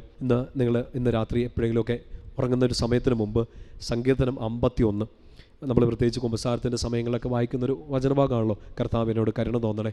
അവിടെ ദാവീദ് ഇങ്ങനെ പറയുന്നുണ്ടല്ലോ, ഞാൻ അങ്ങേക്ക് മാത്രം എതിരായി തെറ്റ് ചെയ്തു പോയി. പത്രോസ്ലീഹായും ഒരുപക്ഷെ ഉള്ളിൽ നിന്ന് ആ നോട്ടം കിട്ടിയപ്പോൾ ഇങ്ങനെ പറഞ്ഞു കാണും, ഞാൻ തെറ്റ് ചെയ്തു പോയി. ആർക്കെതിരെ? അങ്ങേക്ക് മാത്രം എതിരായി ഞാൻ തിന്മകൾ പ്രവർത്തിച്ചു. എൻ്റെ ഉള്ളിൽ നിന്ന് ആ പരിശുദ്ധി അങ്ങ് എടുത്തു കളയരുതേ, എനിക്കൊരു പുതിയ ചൈതന്യം തരണമേ എന്ന് ദാവീദ് പ്രാർത്ഥിച്ചതുപോലെ എൻ്റെ പ്രിയപ്പെട്ട സ്വരങ്ങളെ, ഇന്ന് ഈ ധ്യാനത്തിൽ പങ്കെടുത്ത നിങ്ങളെല്ലാവരും രാത്രി എപ്പോഴെങ്കിലും നിങ്ങൾ ഇന്നത്തെ സമയം നോക്കിയിട്ട് 51 സങ്കീർത്തനം അതൊരു ഹോംവർക്കായിട്ട്, ഒരു സ്പിരിച്വൽ ഹോംവർക്കായിട്ട് എല്ലാവരും ചെയ്യണം. പ്രിയപ്പെട്ട സ്വരങ്ങളെ, നമുക്ക് വരുന്ന 3 ദിവസം കൂടെ, ഇന്ന് 1ാമത്തെ ദിവസമാണ്, വരുന്ന 3 ദിവസവും നിങ്ങൾ മുടങ്ങാതെ ഈ ശുശ്രൂഷയുടെ ഭാഗമായിരിക്കുക. നന്നായിട്ട് പ്രാർത്ഥിക്കുക. അച്ഛന് വേണ്ടി ഒരു കരുണക്കൊന്ത ചെല്ലാൻ വേണ്ടി നിങ്ങൾ ഓർക്കുക. ഞാൻ നിങ്ങളോട് സ്നേഹത്തോടെ നിർബന്ധിക്കുന്ന ഒരു കാര്യം, മറ്റൊരു കാര്യത്തിലേക്കും പോവാതെ ഫുൾ ടൈം മുഴുവൻ സമയം ഒന്ന് കൂടാൻ വേണ്ടി ശ്രദ്ധിക്കുക. ചിലപ്പോൾ നമുക്ക് ചിലത് മനസ്സിലാവാണ്ട് വരും, ചിലപ്പോൾ ശ്രദ്ധിക്കാൻ പറ്റാതെയൊക്കെ പോകും. ഈശോയുടെ സ്നേഹം അപ്പോഴും നിങ്ങളെ കണ്ടുകൊണ്ടിരിക്കുക എന്ന് ഓർത്തേക്കുക. മറ്റൊന്നും നമുക്കറിയാം, സമയം നമ്മുടെ മുമ്പിൽ ഈശോ തന്ന ഏറ്റവും വിലപ്പെട്ട ഒരു കാര്യമാണ്, അത് നമുക്ക് കളയാനില്ല. ഈശോയുടെ കൂടി ഇരിക്കുന്നതാണ് നമ്മുടെ ഏറ്റവും നല്ല സമയം. അത് തിരിച്ചറിഞ്ഞേക്കുക. വചനം വായിക്കുക, ധ്യാനിക്കുക, പറഞ്ഞ പോലെ തന്നെ നോട്ട് ബുക്കും ബൈബിളും ഒക്കെ എടുത്ത് വെക്കുക. നാളെ ഈ സമയത്ത് നിങ്ങൾക്ക് ധ്യാനത്തിൽ പങ്കെടുക്കുന്ന ഈ സമയത്ത് വചനം പ്രാർത്ഥിച്ചുകൊണ്ടിരിക്കുക. അതുവരെ അച്ഛനോട് പ്രാർത്ഥിക്കണം, നിങ്ങൾ പരസ്പരം പ്രാർത്ഥിക്കണം. 51 സങ്കീർത്തനം വായിക്കണം. നാളെ നോട്ട് ബുക്കും പേനയും ഒന്നും കൊണ്ടുവരാൻ മറക്കരുത്.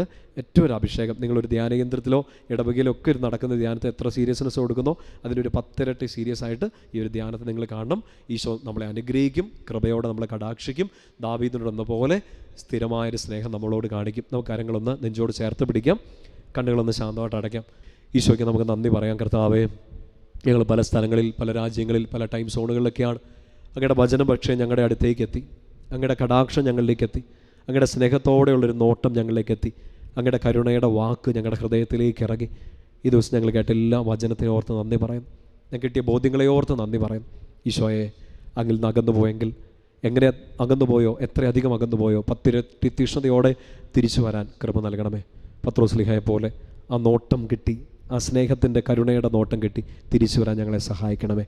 പരിശുദ്ധ അമ്മ മാതാവേ, അമ്മയുടെ വിമല ഹൃദയത്തിലേക്ക് ഈ ഒരു ശുശ്രൂഷയെ പ്രതിഷ്ഠിക്കുന്നു. ഞങ്ങളിന്ന് കേട്ട എല്ലാ വചനവും ഞങ്ങളിൽ മാംസം ധരിക്കാൻ അമ്മ ഞങ്ങൾക്ക് വേണ്ടി ഈശോയോട് സംസാരിക്കണമേ.